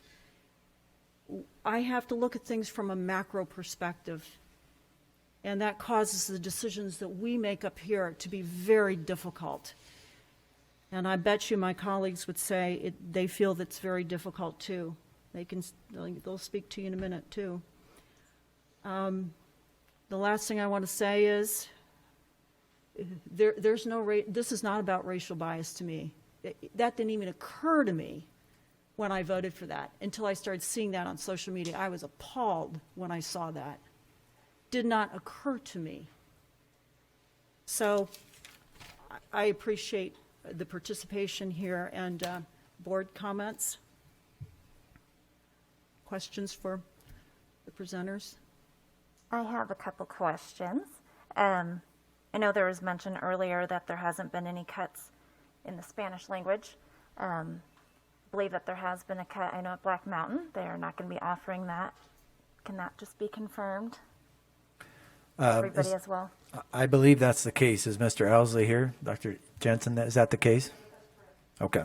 Okay. And then also, currently at Sonoran Trails, as part of the 5 courses, one is world language. This is not an Arizona State standard, correct? Correct. Typically, when you're at the junior high or the middle school level, you have 4 core classes, and then students have choices for their electives because a lot of times students want to explore different pathways. So, however, at Sonoran Trails, there's 5 core classes, yes. So even if a child that's not good, or maybe education's hard for them, they're forced to still take a language, even though it's not part of state standards. As Correct? far as I know, that's correct. I'm just going to also comment on what President Hatcher said as well. It's great to see families come forward and support, and also having the media here. I think it's a great opportunity, like you said, to use this energy downtown. I mean, our public funding is among the worst in the nation, and year after year after year, legislation constantly is cutting from public education. More money is going towards charter schools, private schools. So I think if we could put energy there, it'd be nice to see a big difference when it actually comes to public education. Thank you. Just a couple questions and comments from me as well. One of the things that was on that chart was that nice to have ring out there. And I was wondering what, some people have said different things are nice to have, and different people have different ideas about what is nice to have. But I kind of see it as impacting different numbers of students and the level of impact on those students. Can you define what were considered nice to have programs as opposed to some of the things that were essential that we needed to keep because they touch more kids? Sure. Tim, do you want to click back to the slide? And Tim, you can jump in here as well. But go back to the image. So as just to back up a little bit, Mr. Board Member Fortney, as we were making these decisions, our starting point was what are the essential things that students need in order to graduate, and can we pay for those? Okay. And so we were able to determine what are their graduation requirements, what are the programs we need to be able to pay for those. Then we went out a rung to say, okay, we have to have support for mandates such as gifted education, special education, which aren't necessarily funded very well, as you know. We usually have to take out of M&O to also fund those outside of the IDEA grants. So within our budget, going one rung out, can we support those legal mandates that we have? So then we go to another level of support services when we talk about supporting the students through things like transportation. And are there funding streams within our budget? And there is transportation funding for us to, for example, support that. When you go out one more, Mr. Fortney, and nice to have probably isn't the best term to use, but we talked about what are those things that are not essential for graduation requirements. However, parents like to have those programs. For example, world language program. Okay, you only need 2 years of high school credit to graduate. Now, I, like all the parents, know that our children are definitely worthy of going way beyond that. We're going to push them to do that. You also have other things such as IB, AP. You have athletic programs, okay, that there's no requirement graduation-wise for those credits. So those were a few things that qualify under the nice-to-haves. And then when you go out to the farthest rung, although as the superintendent I believe every individual impacts what happens in the classroom, I firmly believe that. I do believe a teacher and a parapro in a classroom probably have more of a direct impact than, say, a clerical position at the district office. So that furthest rung was a lot of those that I guess we would define as do not directly impact students. And so in this state, we get used to a lot of the nice to haves, and that's what we want for our students. So those would be a few kind of those examples for you, Mr. Fortney. I would like to, even though it's kind of the same thing over and over again, before I got elected here, I've spent the last few years as a very vocal advocate for public funding here in Arizona for public education. That's something we've been battling for years. It affected me back in 2009 when I had to switch schools because of cuts. It's never come back all the way. It continues to not be here. We continue to have legislators this year that are continuing to undercut this. This is a fact. This is something that we've been battling for years and years and years. And sometimes then we get hit with something like the COVID, which really made a lot of things come home to roost. And so now a lot of people are hurting about this. So again, we have legislators that are going against the best interest of the students of our state here. I think we need to address that, and we need to be proactive on that. Thanks.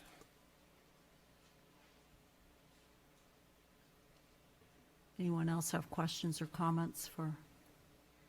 Go ahead. Oh, go- Board Member Busby. Okay, well, if you have some comments, go ahead. I was just going to. I appreciate everybody's comments here, and I'm a Horseshoe Trail parent. My kids were started at Horseshoe Trails when the school opened, and I was part of a parent group that actually brought Mandarin to Horseshoe Trails. So this is an extremely, I don't even know what to say, because it's a difficult situation. It's an emotional situation. My heart goes out to everybody here because I've invested a lot of myself in the programs that your children are thriving in. But the reality is the deficit that we have, it didn't just happen overnight. And, you know, I've been on this board for a long time, and it was a great thing to bring immersion into Horseshoe Trails. And we were trying to be creative with how we would fund the program. And, you know, hindsight, they say, is 20/20, and it is crystal clear in hindsight. You know, at the time, we were hoping some of the money from the legislature would be a little different. And we ended up, as Mr. Leedy said, having to take money out of a capital fund to cover our costs, you know, to pay our teachers, our soft costs. And it was not an ideal situation. It was essentially a Band-Aid. And we've used up all the Band-Aids. And that Band-Aid box now, unfortunately, is empty.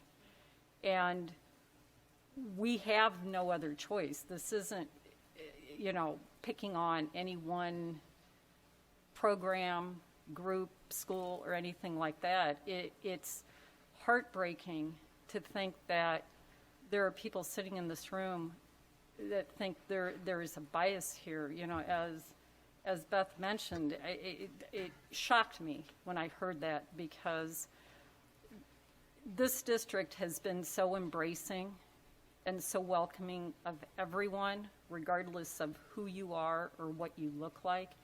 And to have an accusation like that thrown at us it's devastating. As everybody else has already said, you know, this problem goes way, way beyond Cave Creek. It is something that it's a legislature problem. It's an issue that has not been adequately addressed. And I ask all of you to please, please take your energy, your well-articulated statements, and start knocking on doors with our legislature, because that's how we're going to end up getting more money. Our student enrollment has dropped, and we only get money based on the number of kids in our schools. And we have a lot of kids that we have to educate, whether they're in an immersion program or a general education program or special ed. And we've got to be equitable to everyone. And I would just say, President Hatcher, members of the board, first I'd like to thank Mr. Leedy and for his work on some of this. And as we continue to work, I want to recognize Mr. Pettinato. And he's been in a very difficult position. And if you spend any amount of time with Mr. Pettinato, you can't help but walk away and just feel inspired and impressed. especially for the dedication to his students. And if there's been any undue criticism that's come your way, Mr. Pettinato, I apologize about that, because as you mentioned, Member Busby, sometimes when feelings are touched, there's insensitive things that are said.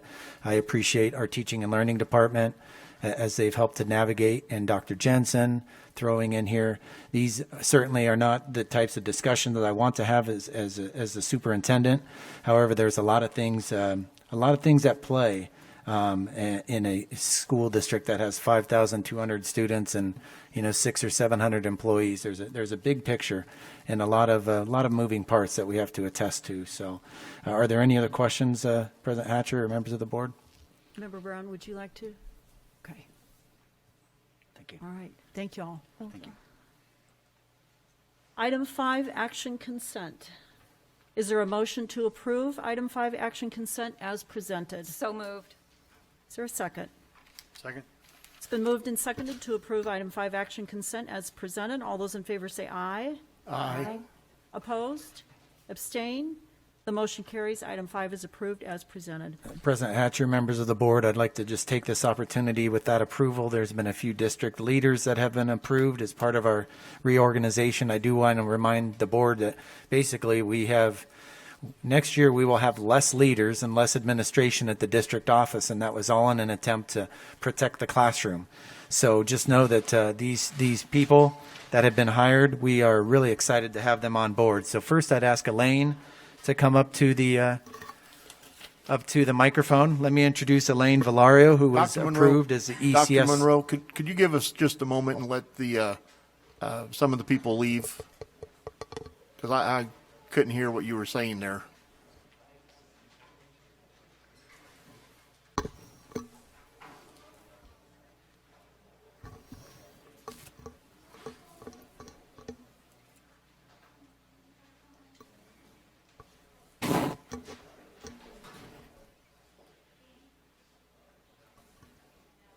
Anybody else like to go?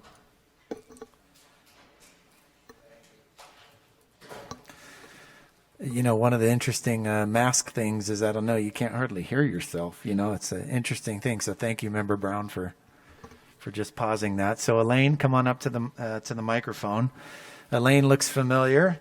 She was approved actually at our last board meeting as the ECS manager. Elaine Valerio's background is in marketing, and she's been a director of children and family programs for community organizations for 7 years before coming to CCUSD in 2011. She has been coordinating enrichment programs for preschool to 12th grade and adults with education and community services for the last 9 years. Since Elaine has been working with ECS, she has become passionate about students' social emotional learning. In 2020, she completed her Master's of Science in Mental Health and Wellness, became a focused kids trainer, and a mindfulness instructor for educators. Elaine is excited about the opportunity to become the manager of ECS.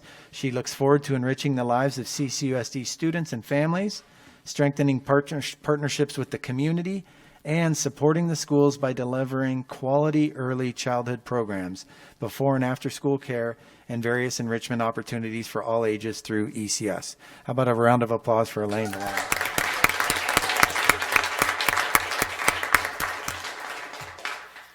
Thank you, President Hatcher and board. I'm proud to be here. I love living in this community and I'm proud to be a part of the school district. And I just look forward to next year in supporting the schools and the families and the students, most of all, in the new school year to come. Thank you so much. Thank you, Elaine. I'd like to also introduce Dave Harrell, our ESS secondary coordinator. Just to remind the board, the Exceptional Student Services Department is also code for our special education. Dave's been teaching for 14 years. He spent his time in various special education jobs from kindergarten to high school. He is currently a special education strategist at the high school level and is one 90-hour internship away from his master's degree in educational administration from GCU. He began teaching as a second career after his son was diagnosed with autism spectrum disorder. He became a special education teacher to help students like his son. and the past 14 years has been amazingly rewarding as he's connected with students and their families to help them become the best versions of themselves. Along the way, he has filled various leadership roles on campuses, from department chair to strategist, overseeing 200 students, 12 teachers, and 6 paraeducators. He has a passion for doing what's right for kids and looks forward to collaborating on creative ideas and solutions. On a personal level, Dave has a 19-year-old son, Carson, who has just moved into an adult developmental home and has an awesome and amazing wife of 31 years, wow, who is a librarian with Phoenix Public Library. That was quite a Mother's Day yesterday, right, Dave? Dave enjoys golf and travel, and one day hopes to retire to a tiny house in the woods, which will serve as his base camp as his wife and he travels the world. Go ahead, Dave. I just want to say very happy to be part of a new team, a new direction, and looking forward to just doing right by students. So appreciate your support in advance. Thank you, Dave. I'd like to introduce Dr. Joanne Roach.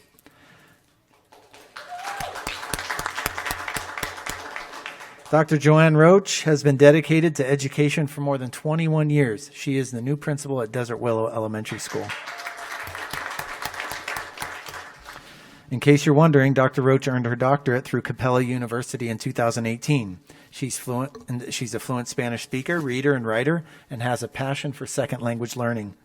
Dr. Roach has worked with students ranging in age from preschool through 8th grade in various roles that include bilingual education teacher, middle school behavior intervention specialist, and a kindergarten to 5th grade instructional coach.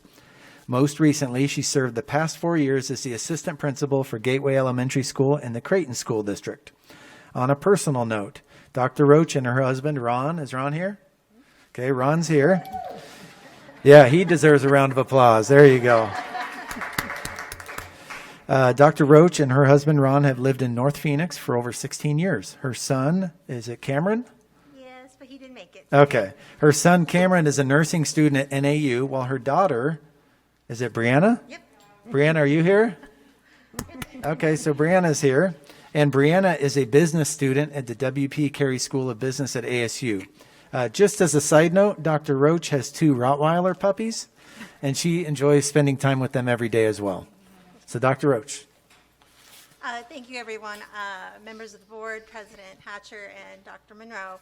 I just want to thank you for your confidence in my leadership, and I look forward to just building relationships and working with the community, the students, the parents, and just really taking this opportunity to new levels. Thank you. Okay, Carrie McCullough. Carrie has been hired as our ESS elementary coordinator. She earned her bachelor's degree from Xavier with a double major in elementary and special education and a master's degree in educational leadership from NAU, which has allowed her to hold many different positions in her 22 years of experience. She's taught kindergarten through 4th grade in the general education setting, kindergarten through 2nd grade in the self-contained environment, and resource students kindergarten through 6th grade. In addition, she also held the role of assistant principal. She taught at 3 of our 5 elementary schools, and she truly understands our district. She also recently renewed her National Board Certified Teacher Certificate as an early childhood generalist. Carrie's a very proud parent in Cave Creek. Her husband, Brian, and her have 3 boys. Are any of them here, Carrie? They're not. That's okay. Hunter's a graduating senior. Aiden is a sophomore, and Kian is a 1st grader at Lone Mountain. Between her boys and her 2 puppies, they lead a very busy lifestyle. Carrie looks forward to continuing her professional journey as the ESS elementary coordinator. Congratulations. President Hatcher, governing board members, and Dr. Monroe, I look forward to serving the community. I feel like I've been here a long time, and I look forward to this challenge, and hopefully we can make great things happen. So thank you. Thank you. And the last recognition I'd like to have, some principal that was just approved was Jill Sereno, right, Jill? Did I say that right? Sereno. Jill, come on up to the microphone.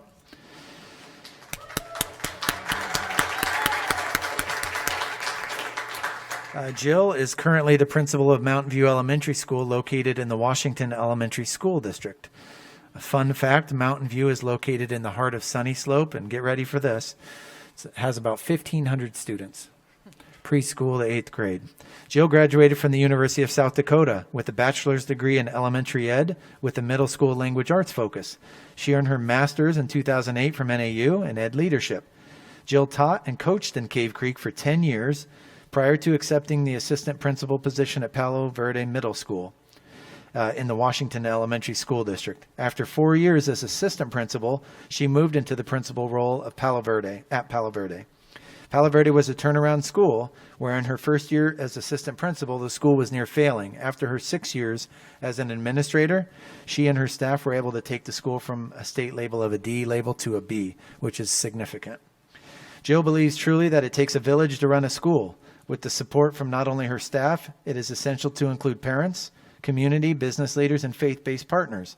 Currently, she has created a collaborative consisting of over 30 members that include 5 faith-based partners, 4 business partners, Mountain View parents, a staff, a neighborhood association, the City of Phoenix, and district office personnel. Jill is married to Mike. Is Mike here, Jill? Yes, he is. Former Cactus Shadow School counselor, right, Mike? And her son Joey is a 10th grader. Is Joey here? He's over here. There's Joey right over here. And daughter Ellie is an 8th grader at Sonoran Trails. Where is Ellie? Okay. Tired, maybe. Yes. Okay, go ahead, Joe. So thank you, President Hatcher, governing board members, and Dr. Monroe. I'm so humbled to be named the next principal of Sonoran Trails. I'm appreciative of this opportunity and so grateful to come home to Sonoran Trails to lead that wonderful school. Thank you to my 2 families, of course, Joey and Mike and Ellie, for their patience and support the last 10 years of me being away from Cave Creek, and also to my WESD family. We're being represented a little bit here with my 2 current APs. I look forward to serving our Cave Creek families and our community, and I'm excited to work alongside the amazing educators here in the Cave Creek Unified School District. Thank you all. Thank you. Just one final comment. I'm very, very optimistic and excited about the future. You can always look at the challenges and the warts. However, I choose to look that the cup is half full. And I'm so energized with the caliber of leaders that are joining our family and our team here in CCUSD. And I hope the board feels of that. I appreciate the board's support. And I think that there's very exciting days ahead with these great leaders that we're hiring. Thank you. All righty, moving on to old business, item 6.1. 2020-2021 budget revision number 2, presented by Mr. Tim Leedy. Thank you, President Hatcher, members of the board, Dr. Monroe. I'm just going to kind of breeze through this presentation, but as far as our 2021 budget revision is concerned, just as a little bit of history, our adopted budget for fiscal year 2021 was $36,539,490. And then we revised our budget in December in revision number 1 for $30,798,532. This was as a result of our initial student count we had to revise downward. And then this budget revision that you have in front of you tonight is for $32,334,764, which captures the student count, or our current student count, which is in line with the figures that we have. We're balanced with the Arizona Department of Education. Our projected expenses for fiscal year 2021 are approximately almost $34 million. This leaves us with a shortfall this year of about $1.6 million. And this is naturally because of our budget less projected expenses. And then our enrollment stability grant was less than we anticipated by almost half. And then we also have additional money this year for expenses for leave buyouts for employees leaving the district. So as a means of budget reconciliation for fiscal year 2021, our $1.6 million, we're going to use one-time only fund balances to reconcile our budget for this year, primarily use the ESSER 2 grant for one-time expenses, and that was all for salaries and benefits. Then the difference, once we get past our encumbrance period in August, or once we finish the year and we get into the encumbrance period, then our intent is to use portions of our Medicaid fund, some indirect cost funds, and also some E-rate funding to balance the budget for the current year. And this will depend on what our actual expenses complete the year with. For changes to the fiscal year 2021 budget, there's a revision to reflect the updated 100th day ADM, our special education group B counts, and various items there. And then there's a minor decrease in our district additional assistance. And then we've revised our federal and state grants to comply with the actual budgets there. And then there are other minor changes to align budget to actual expenditures in our cash controlled funds. So next steps, what we're looking at is next month we will be proposing the fiscal year 2021-2022 budget on June 15th. We will have the budget hearing and adopt a budget on June 28th. And then as we continue forward, we're going to continue to explore options for enhanced funding for the district that includes the bond, the overrides, donations, grants, basically all sources of revenue that we have available and we can develop, and then to aggressively market the district programs and tell the CCUSD story.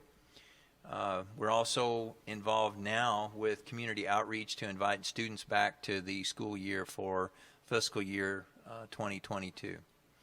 So with that, then we will launch into the agenda item. And so the purpose of this agenda item is to present for approval the final revised 2020-2021 budget. It allows the district to revise our budget before May 15th, and we will submit the revised budget to ADE tomorrow. And as I mentioned, the revisions. So therefore, administration would recommend that the governing board approve the revised 2020-2021 budget as presented. So moved. For a second? I'll second it. Questions for Mr. Leedy? Discussion? I have one comment, Mr. Leedy. Sure. On the next step slide, I've said this before, so I know I sound like a broken record, but we are in a consortium of sorts, aren't we? We've joined up with some folks who will go to the legislature to put pressure for funding and advocate for educational funding, right? That is correct, President Hatcher, Yeah. yes. In fact, we had a meeting today, as a matter of fact, for almost an hour and a half, talking about items in front of the legislature and how districts wanted to react. And I think there's approximately 25 districts that are represented by the Educational Finance Reform Group that we're a member of, yes. Do they look at, they meaning the legislature, do they look at our particular situation here in this district where, and I can never remember that term, where approximately $4 million that we're taking in from taxes from our stakeholders, that we're not able to realize that money for our students? Correct, yes, and I did bring that up early on to EFRG. Unfortunately, since we are, in the minority in the state, we don't get a lot of traction with that issue. I brought it up as saying, is there any way that we can do this? And it was said that they've brought this up before, but it kind of falls on deaf ears with the legislature. So, but we continue to try to keep that in the forefront. Yes. Yeah. Thank you. Are there additional comments or questions for Mr. Leedy? I just have one on your budget reconciliation slide. When you list the one-time fund balances to help with the budget, obviously the ESSER 2 grant's going to help with that. But then the other three items that you list, historically looking back, is that those three items going to be enough funds there to help us cover what other budget shortfall we may have? President Hatcher, Member Brown, yes, I believe that with the amount that we have with the ESSER 2 grant, that we will only have to use a portion of those. So those were more or less in priority order that we were going to look at as a means to balance the budget for this year, yes. Okay, thank you. Anyone else? All right. Hearing no more questions, it's been moved and seconded to approve item 6.1, 2020-2021 budget revision number 2 as presented. All those in favor say aye. Aye. Opposed? Abstain? The motion carries. Item 6.1 is approved as presented. Item 6.2, revision to check and bank signers for 2020-2021, presented by Mr. Tim Leedy. Thank you, President Hatcher, members of the board, Dr. Monroe. Governing Board Policy DGA requires all signatory for checking accounts be approved and authorized by the board. Attached are the revised check signers being recommended for approval and authorization for the 2020-2021 school year. This item is now being revised to remove Rita Aby and add Joanne Courtney in the Finance Department. Therefore, administration would recommend that the governing board approve and authorize the revision to the check and bank signers for 2020-2021 as presented. So moved. Oh, I'll second then. Okay, comments or questions? All right, hearing none, it's been moved and seconded to approve item 6.2, revision to check and bank signers for 2020-2021 as presented. All those in favor say aye. Aye. Opposed? Abstain. The motion carries. Item 6.2 is approved as presented. Item 6.3, approval of the revised 2021-2022 administrative salary range, 2021-2022 revised classified support staff salary range and elementary supplements, presented by Mr. Tim Leedy. Thank you, President Hatcher, members of the board, Dr. Monroe. Administration is presenting for approval of the following revised salary schedules and ranges for the 2021-2022 school year. The administrative salary range, and this is to better account for the 1.7 cost of living increase for current administrative staff, to better attract and recruit highly qualified administrators, and to account for the intermobility and promotion internal administrators at CCUSD, to compete within the marketplace of high-performing school districts in Arizona, and the CCUSD HR Finance and the Superintendent's Office is researching potential salary wage compensation studies for all classifications of employees for the 2021 or 2022-2023 school year. And also this includes revisions to the classified support staff and elementary supplementals. Therefore, the administration would recommend that the governing board approve the following revised salary schedules and ranges for the 2021-2022 school year as presented. So moved. Second. Are there any questions? Okay. Hearing none, it's been moved and seconded for the approval of the revised 2021-2022 administrative salary range, 2021-2022 revised classified support staff salary range, and elementary supplements as presented. All those in favor say aye. Aye. Opposed? Abstain. The motion carries. Item 6.3 is approved as presented. New business, number 7, new business. 7.1, open enrollment recommendation for 2021-2022, presented by Mr. Tim Leedy. Thank you, President Hatcher, members of the board, Dr. Monroe. Each year the district is required to establish the capacity of its schools for the purpose of determining whether a school will accept students under the state's open enrollment laws.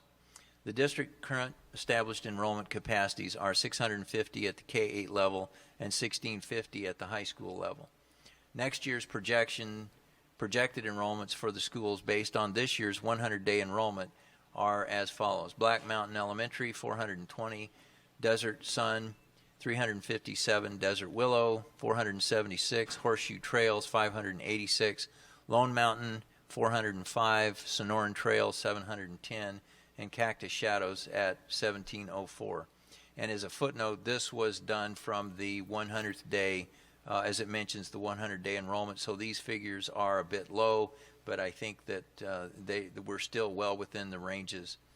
The elementary projections reflect the roll-up of grade levels and an estimate for kindergarten enrollment based on current registrations. The middle school projections reflect the roll-up to 7th and 8th grades, and the high school reflects the roll-up at all grade levels. At the 100th day in 2021, there were 281 students enrolled in CCAOE, and the assumption is that a majority of these students will return to their home school come this fall. Administration recommends the following: that the K-6 schools are allowed to accept open enrollment students for those living outside the district boundaries and variant students from those living inside the district boundaries, that Sonoran Trails Middle School is allowed to accept open enrollment students from those living outside the district boundaries, and that Cactus Shadows High School is allowed to accept open enrollment students from those living outside the district boundaries. Decision to close any grade level to open enrollment or variances will be made by the school's principal in consultation with the superintendent and will be based on a potential effect on the average class size of the elementary grade levels, secondary class size averages by course, or a potential negative effect on a program. Therefore, the administration would recommend that the governing board approve the open enrollment recommendations for the 2021-2022 school year as presented. So moved. Second. Are there questions for Mr. Leedy? Okay, hearing none. It's been moved and seconded to approve item 7.1, open enrollment recommendation for 2021-2022 as presented. All those in favor say aye. Aye. Opposed? Abstained? The motion carries. Item 7.1 is approved as presented. Item 7.2, high school, middle school, and elementary school fees for 2021-2022, presented by Mr. Tim Leedy. Thank you, President Hatcher, members of the board, Dr. Monroe. The following are the fees being recommended for the governing board approval for the 2021-2022 school year for Cactus Shadows High School, Sonoran Trails Middle School, and all elementary schools. The recommended fees are parking fee is $150, and then you can see the corresponding fees below that. The athletic fee is going to be increased by $25, and the rest remain the same, and the middle school fees will be increased by $25 as well. And those are the primary changes for the fees for this next year. Therefore, administration would recommend that the governing board approve the high school fees, middle school fees, and elementary school fees for 2021-2022 as presented. So moved. Sec- Any other questions? Just a note, Mr. Leedy, on the high school athletic fees, that number, if now the new number is 335, then your family cap should be 1,005. That's correct. Yeah, it was an oversight. I'm sorry. That's okay. That is true, yes. So the new cap then would be 3 times the single fee. So instead of 9 to 30 would be 1,005. That's my understanding, yes. Okay. Mr. Leedy, are there scholarship opportunities if there's an athlete that is deterred simply because of the fee? I would have to. There is, yes, Yes, at both okay, the middle yes, school sir. and the high school level. That's correct. Okay. Are there additional questions? But do we need to amend the motion to account for the family cap? Because on here it says 930 and it should be 1,000. Would you say, Scott, 1,005? 1,005. Yeah. I would say that would be appropriate, yes. Okay. Okay. Well, then I will amend the motion to correct the family fee to 1,005. I'll second. Any other questions? Okay, it's been moved and seconded to amend the motion to correct that fee. All those in favor? Aye. Aye. Opposed? Aye. Opposed? Abstained? The motion carries. Item 7.2 is approved as amended. Item 7.3, to consider, discuss, amend if desired, and if deemed advisable, to adopt a resolution ordering and calling for a special bond election to be held in and for the district, and authorizing the Chief Financial Officer to comply with certain sections of the Internal Revenue Code, presented by Dr. Court Monroe and Mr. Tim Leedy. President Hatcher, members of the board, I'd like to just, before I tee up Tim for the presentation, I'd like to thank Tim. It's getting late. I'd like to thank Tim for his work with the Excellence Committee. I'd like to also recognize the Excellence Committee who started this work. This has been a long time coming, since even before I was hired in December. The Excellence Committee started to convene to discuss this recommendation that was made to the superintendent. The Excellence Committee is an advisory body to make the recommendation to me that we now bring to the board at this time. I'd like to recognize Brian Lundberg from Stifel Investment Bankers out here in the audience, if the board has any questions for him during the presentation. Paul Euland from Primary Consultants. Paul has worked with Cave Creek before and with many of the Northeast Valley school districts here.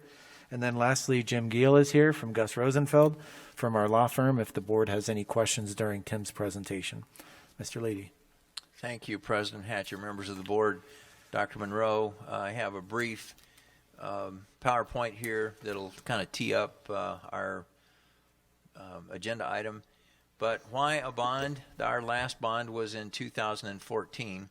And I think, as I mentioned earlier, the School Facilities Board does not cover all facility repairs or safety and security. And there are no school buses. They don't cover transportation facilities, sports complexes, or our technology. And many of these items are in serious need for our because we have moved a lot of our capital over into our maintenance and operation budget over the years, which is mentioned next. For the past 3 years, the district transferred an average of 81% of its capital budget into the M&O to support programs and not buildings. And for the past 2 years, the district transferred an average of 98% of its capital budget into M&O to support programs. The big portion here is deferring maintenance on buildings is simply not sustainable. I think you've read about other districts around the state that have gotten into trouble before because they haven't spent adequately on their facilities, and then they happen to have a crisis. We don't want that for Cave Creek. As mentioned, the Excellence Committee convened in December of 2020, and it was comprised, and it's been growing over time, which is a good thing. I think we're up over 40 members now of parents, staff, and community members. We've met 5 times in December, January, February, March, and April, and the recommendation to proceed with the bond election from the committee for our November 2021 election. Our last bond was in November of 2014, and this was a $30 million new money issue and a $10 million repurpose. It wasn't $10, it was actually $10 million repurpose issue. These are some of the pictures of the projects that were funded through the efforts of the last bond election, and we were able to make many significant improvements to the district through that effort. So for November of 2021, the project categories are as follows: technology, safety and security, facilities, athletics, and transportation. And this is the breakdown of the capital needs assessment list that's been developed since we started this. I believe it was in either late July or early August of last year, starting to look at the list. So we've identified about 12% of the bond is technology, about 2% for safety and security, facility upkeep and maintenance about 68%, our athletic facility improvements about 8%, and then transportation for replacing our fleet of about 10%. And so for here, what I want to do, since this is kind of difficult to read, we're going to end this briefly, and then I will go over to here, and we will go to the classroom needs assessment. The yellow section here represents our technology improvements that we're talking about. This includes a lot of, as you can see, there's a lot of Chromebooks that we have. Many of the Chromebooks that we have in the district are approaching timeout on their operating systems. And one of the things that we want to try to avoid is having a lot of these time out, and we won't be able to use them, therefore won't be able to do testing as efficiently. So it'll spread that out. This is one of the main focuses of the technology refresh, and then also updating some of our data storage. The safety and security primarily is some security cameras, and then also quite a bit of fencing that is going to take place per our Homeland Security evaluation that we had a few years ago. They came to I think it was Officer Stebbins and his crew came out from Phoenix PD, who's an extension of Homeland Security, and they do an evaluation of our campuses and said they recommended beefing up exterior security as a result of their study, and this represents the fencing for that. The remainder of the blue portion is our facilities portions, and this is outlined by building. Some of these are district-wide, like our windows for the tinting, and this is primarily for not only comfort but also for energy savings as well, with our south-facing surfaces to have new window tinting film on those, some vinyl. This is like vinyl flooring, a lot of student furniture, because our student furniture is very old. We would like to update many of our buildings with 21st century classroom furniture. And as you can see here, $27.4 million is the figure for the facilities. For the sports facilities, we have lighting, resurfacing the track. And one of the things I wanted to mention on the priorities over here, we have high, medium, and low. These are going to be broken into categories on the bond, so it will basically have these 5 categories listed or similar to in our bond pamphlet.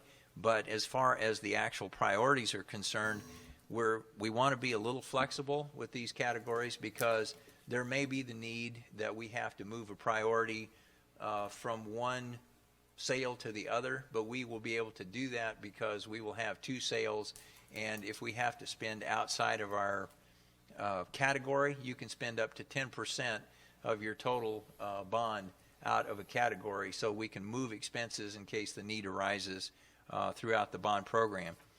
This will push us out to approximately 2030, give or take, and probably even farther. It just depends a lot on the infrastructure in the district, but what we're planning is for like almost a 10-year program on the bond, so that we won't have to keep going back to voters and asking them for additional money. Down here at the bottom, you can see that for transportation, we're recommending the replacement of 15 school buses, and then also some things for the white fleet. There's 7 vehicles in the white fleet that we would like to replace. And as you can see here at the bottom, this is the total of the $40 million that we're requesting. So back to this. I wanted to talk briefly about the benefits to our maintenance and operation budget. One of the items in the bond is to pay off the debt service for our previous energy savings projects with bond funds, and this is approximately it's not, there's a typo there. It's $10,812,000 roughly is what the payoff is for the debt service, and this is for the solar phase 1, phase 2, and then our North Campus energy retrofit and the South Campus energy retrofit. And this will bring about $800,000 a year back to the maintenance and operation budget.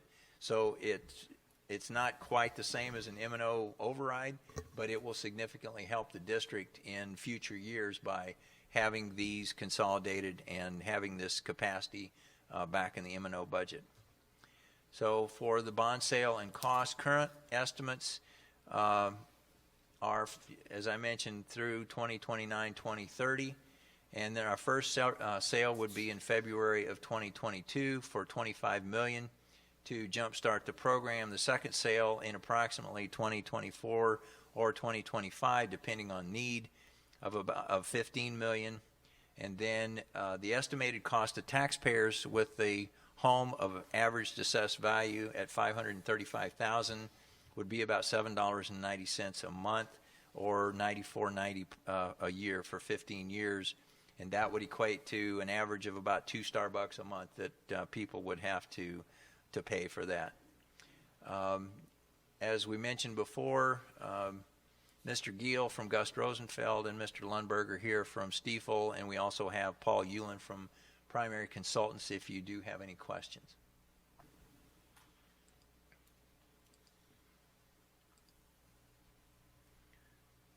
And by way of resolution, administration would recommend that the governing board take the following action.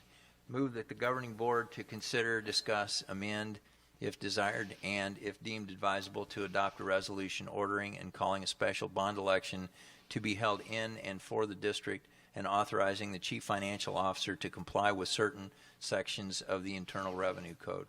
So moved. Second. Okay, questions? I have a couple of questions here. It seems like a lot of the issues that we're having is because we're taking money out of the M&O and using that to cover other costs. That's happened several times on certain features, right? President Hatcher, Member Fortney, it's actually taking capital money and moving it into M&O, correct. So we have to keep replacing the M&O. And you had mentioned that we've got this $800,000 per year coming that will help the M&O. Can you speak to how that would compare to an M&O override, or is that something that we wouldn't be able to speak? No. No, sure. President Hatcher, Member Fortney, an M&O override, and then I will preface my comments by saying that it would depend on the board's wishes in terms of a maintenance and operation override, but you can basically do any configuration up to 15% of your revenue control limit. So, for instance, if we went the full 15%, I think it would be about a little over $4 million that it would bring into every year if we had a 15% maintenance and operation override. Because our current revenue control limit is around $30 million.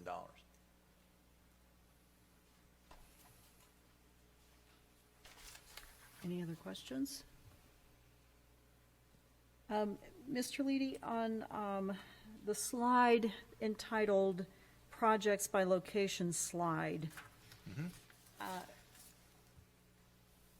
yeah, on the left-hand column in the blue, there are 4 million and 11 million district-wide. And my question was, what is that? And I think I saw it maybe in another slide that it's furniture. Is that 15 million total ties back to furniture at the various sites? President Hatcher, let's see, I can't even read my own slide, It's a little tiny. The 11 million, I believe, is this the one you're talking about here? Yes. Yes. That is the payoff for the debt service. Well, that's payoff for debt service, okay. Yeah, that's payoff for the debt service, and the 4 million, yes, that is for the furniture. Okay. But it's not for the furniture. It's the 10.8 million roughly is for the payoff of the debt service, and then the 4 million is an estimate for the furniture for the district-wide. Thank you. The payoff for the debt service, would that money then go into capital or M&O? That's up to the President Hatcher, Member Busby. That would be up to the district to decide where you wanted to allocate those dollars. It would just be coming back into the maintenance and operation budget, and depending on, and this would be my take, is that depending on what we see for increase in enrollment for 21-22 is to determine what kind of percentage we want to use for the capital budget versus the M&O budget, because we want, ideally, and this, it's hard for me to speak for the next person, but ideally, had I remained here, I would have wanted to look at smoothing the years so that we don't have these dips and dives. So a lot would depend on what we get in enrollment for next year. Thank you. Sure. So, Mr. Leedy, I'm going to use Member Busby's analogy a few minutes ago where she talked about the Band-Aids and we're out of Band-Aids. So what you just described then, does that put the district in the same position as, once again, sort of putting Band-Aids? President Hatcher, no, I don't think so. I think that we've set the district up for success for next year. I think we're going to have, and there again, I will couch my statements in saying it depends a lot on what the enrollment does come August. But if it does come back at all and we regain students in August, which is what our demographer has said that we might see, is that we might see an influx of the lower grade students come back to school. We're hoping that's correct. Even if it doesn't, I think we've set ourselves up for basically not necessarily an even keel. I'm not saying we're going to be out of the woods, but I think that we're going to be in a much better position because we'll have some options with what we can do regarding DAA and M&O and the split.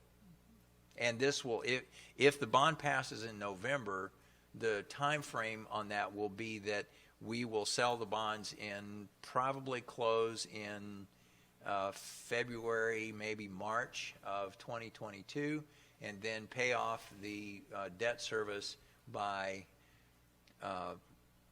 I think July is, if I recall, I think July is the next payment or the last payment that we would make on the 4 different projects, which would set us up for the 22-23 school year with having that money being able to allocate that wherever the district decides they want to do that.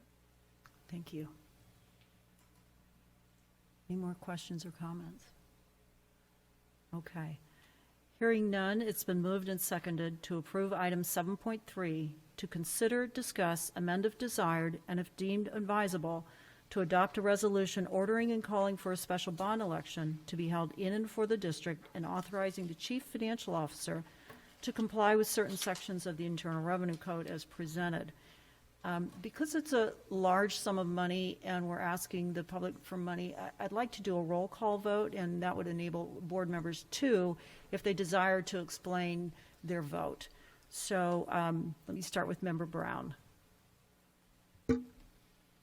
While I understand the need of the need of the bond and the needs of the district, I had sent a series of questions into Dr. Monroe, was not pleased with the answers. At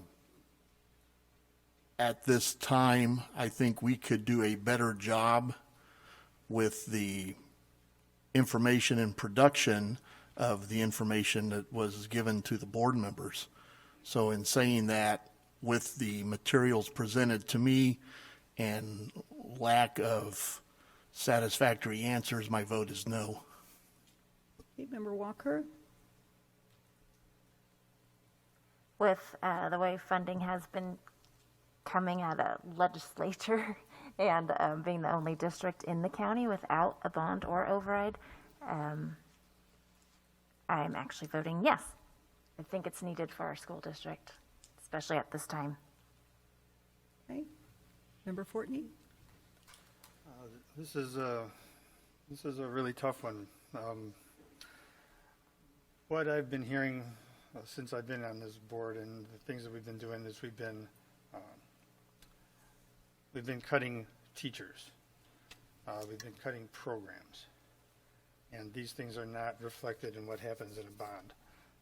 We've lost psychologists that are making thousands of dollars more if they go someplace else. We're losing teachers that want to come back here, but can't because they're going someplace else. And all the people that are coming here that we've been listening to, they haven't been asking for all of this stuff. So it's hard to make a good decision here because I understand all the aspects of what we're trying to do here and the things that we need to do. But I don't believe that this is the way to go. We need to support our teachers. We need to support our programs, and that's what I've been hearing from the district since I've been here. So with that, I vote no. Okay, Member Busby?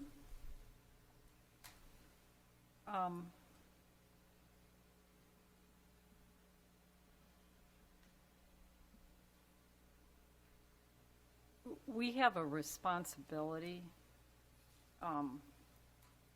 to provide, a high-quality education, but along with that, we also have to be good stewards of the property that we have.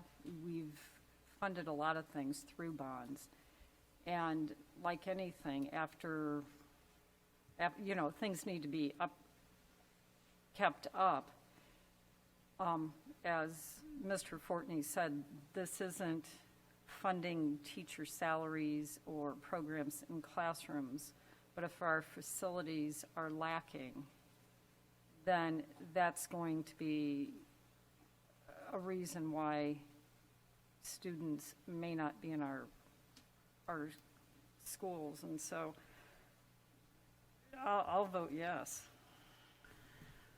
Okay, and I agree with what Member Busby just said, and because of the dilemma of the funding source we have, in my opinion, it forces us to do things that maybe aren't as ideal as we'd like, but nevertheless, we find ourselves in that position.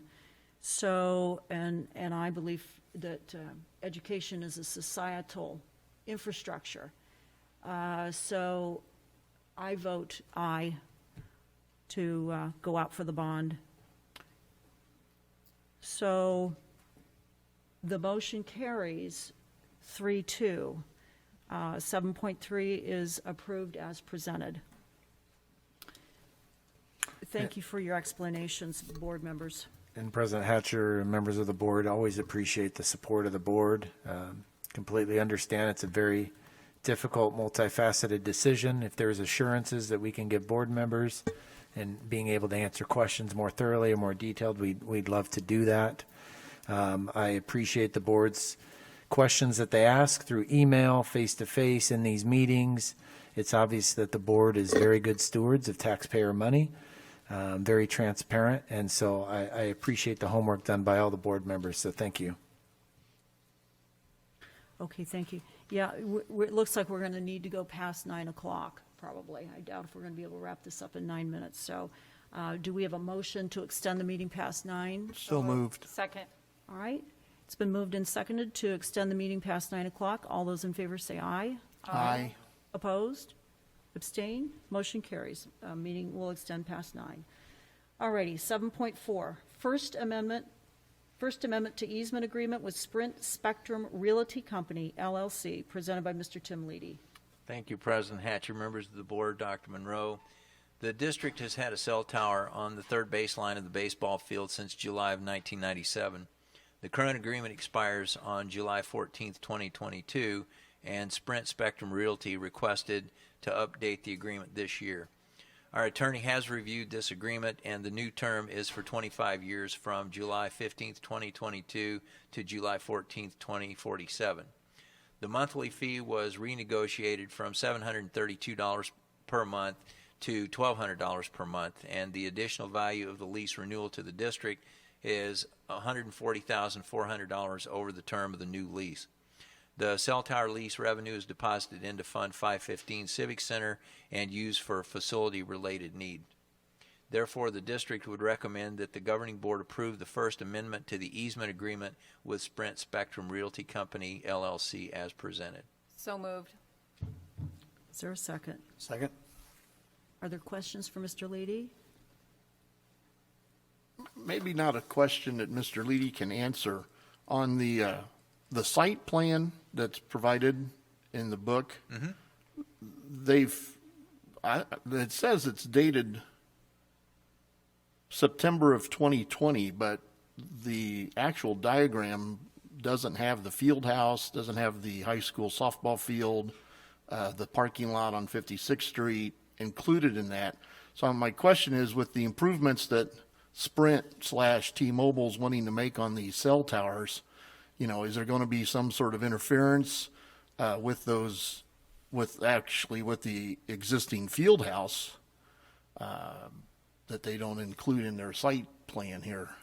President Hatcher, Member Brown, I'm not sure exactly where they got this, but I'm assuming since the baseball field is the location, even though there are improvements that don't show on this diagram, I'm reasonably certain that it would be okay. I can double check with them to make sure, but I think that there's been several parties that have reviewed the plans and are okay with the improvements as called out.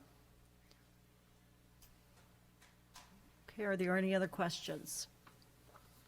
All right, hearing none, it's been moved and seconded to approve item 7.4, First Amendment to Easement Agreement with Sprint Spectrum Realty Company, LLC, as presented. All those in favor say aye. Aye. Aye. Opposed? Abstain? The motion carries. Item 7.4 is approved as presented. Item 7.5, Student Placement Agreement by and between Arizona Board of Regents for and on behalf of Northern Arizona University and Cave Creek Unified School District, presented by Mr. Tim Leedy. Thank you, President Hatcher, members of the board, Dr. Monroe. This agreement establishes a relationship between Northern Arizona University and Cave Creek Unified School District to participate in an unpaid or paid educational experience at CCUSD that may qualify for academic credit. The effective date of this agreement will be 7/1/2021 and will end on 6/30/2026. This agreement has been reviewed by our attorney. Therefore, the administration would recommend that the governing board approve the student placement agreement by and between the Arizona Board of Regents for and on behalf of Northern Arizona University and Cave Creek Unified School District as presented. So moved. Second? Questions? Right. Hearing none, it's been moved and seconded to approve item 7.5, Student Placement Agreement by and between Arizona Board of Regents for and on behalf of Northern Arizona University and Cave Creek Unified School District, as presented. All in favor say aye. Aye. Opposed? Abstain. The motion carries. Item 7.5 is approved as presented. Item 7.6, USC School/School District Placement Agreement for Counselor and Teacher Interns, presented by Mr. Tim Leedy. Thank you, President Hatcher, members of the board, Dr. Monroe. This agreement, like the other one, establishes a relationship between Cave Creek Unified School District and the University of Southern California to provide interns for counseling and teaching. This agreement expires on June, I think that's supposed to read June 30th, 2024. But this agreement has been reviewed and approved by our attorney. Therefore, administration would recommend that the governing board approve the USC School District Placement Agreement for counselor and teacher interns as presented. So moved. Second. So, question, Mr. Leedy, will you or someone change that date then? We'll amend that date for the correct date? Yes, we can, I believe, let me look here in the, because I think it is June 30th, but placement, Would make sense. I believe it was just a typo, but yes, we will look at that date and It does right make that here. correction. Number 10. Okay, Yeah, so there the it is. contract, yeah. Right. All righty. I'm just curious, how do you go about finding people from USC? Is there interest from that university to send students over here, or the students express interest in wanting to come back here? Or this is just how it works? To my knowledge, this is just the way that it works, that they want a partnership agreement with the district because they have students that desire to come to our district or our area, and this is the agreement that enables that, yes. Thank you. Any other questions? All right. Hearing none, it's been moved and seconded to approve item 7.6, USC School/School District Placement Agreement for Counselor and Teacher Interns as presented for the contract. All those in favor say aye. Aye. Opposed? Abstain? The motion carries. Item 7.6 is approved as presented. Item 7.7, first and final reading of policy IKFB, graduation exercises, presented by Dr. Court Monroe. President Hatcher, members of the board, House Bill 2705 which is an act relating to local governance of schools, was approved by Governor Ducey and filed in the Office of the Secretary of State on April 20th, 2021 as an emergency measure that is necessary to preserve the public peace, health, or safety, and is operative immediately as provided by law. So Arizona State Statute 15-348 reads dress code policies, traditional tribal regalia, objects of cultural significance, graduation ceremonies definitions. So this would be added to that section, what's in bold. A school district governing board, a charter school governing board, or any public school may not prohibit a student who is a member of a federally recognized Indian tribe or who is eligible to be enrolled as a member of a federally recognized Indian tribe from wearing traditional tribal regalia or objects of cultural significance at a graduation ceremony. For the purposes of this section, objects of cultural significance and traditional tribal regalia include an eagle feather or eagle plume. The administration would recommend that the governing board take the following action.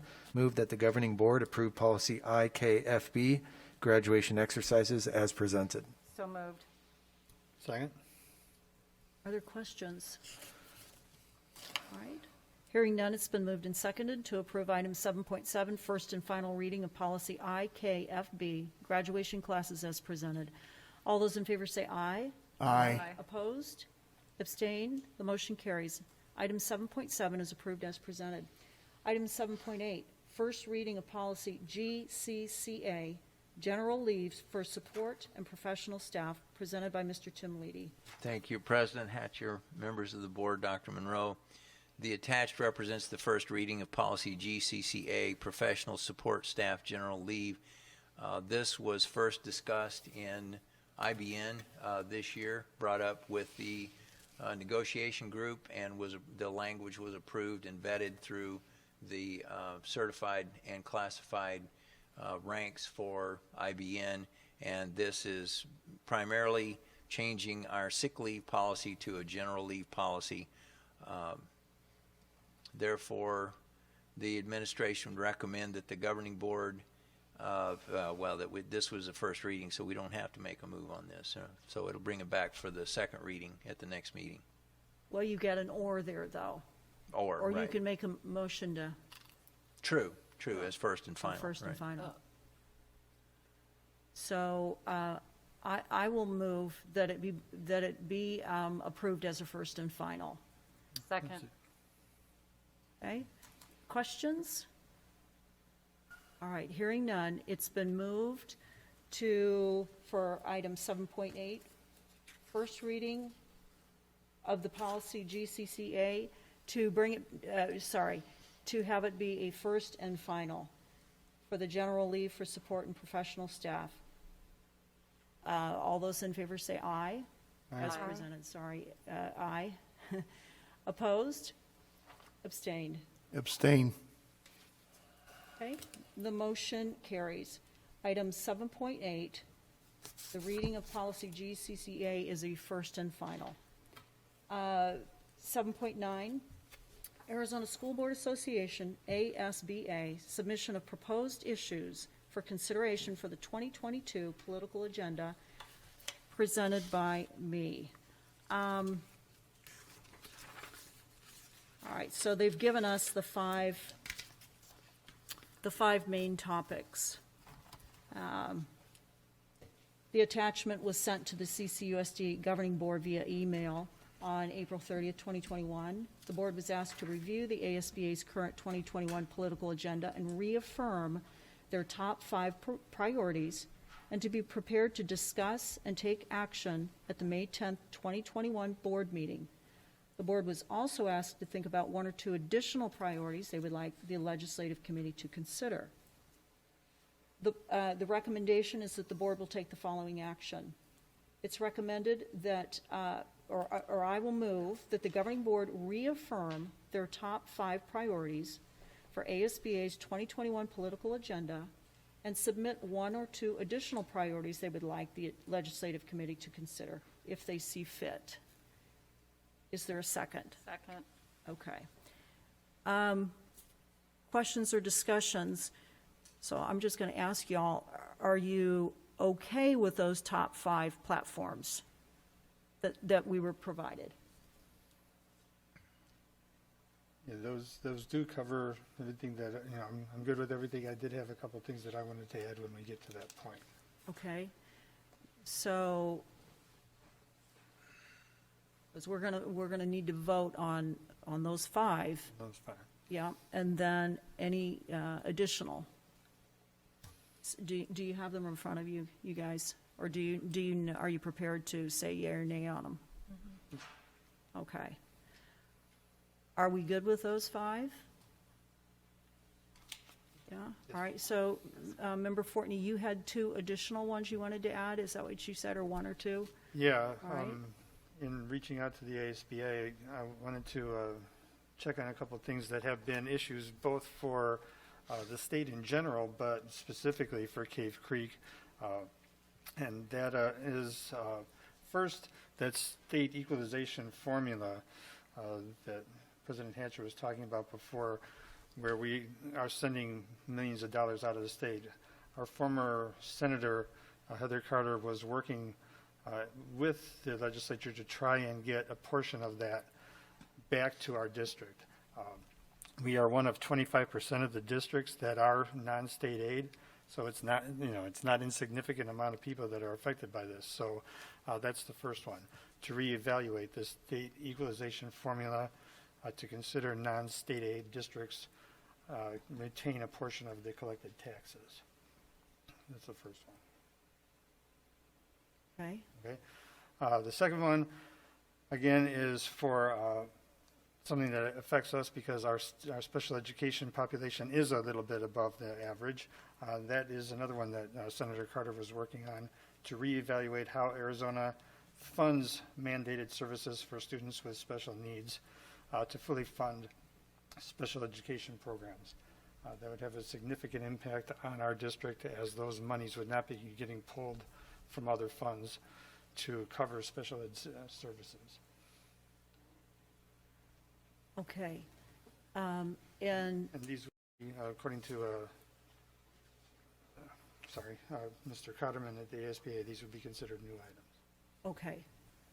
So 2, not bullet points, but, Right. okay. All right. Does anyone have any questions for Member Fortney on what he just presented? No questions? Well, I agree with the funding of SPED mandates, but I would like to take that further and make it all state mandates be funded, because we have plenty of unfunded mandates. I agree with that, too. So, Member Fortney, did you write these 2 things down? Because when I put it out there for the group to vote on, okay, would you pencil in what Member Busby just said, please? So, to fund state mandates. Not just for the special ed, but for All of them.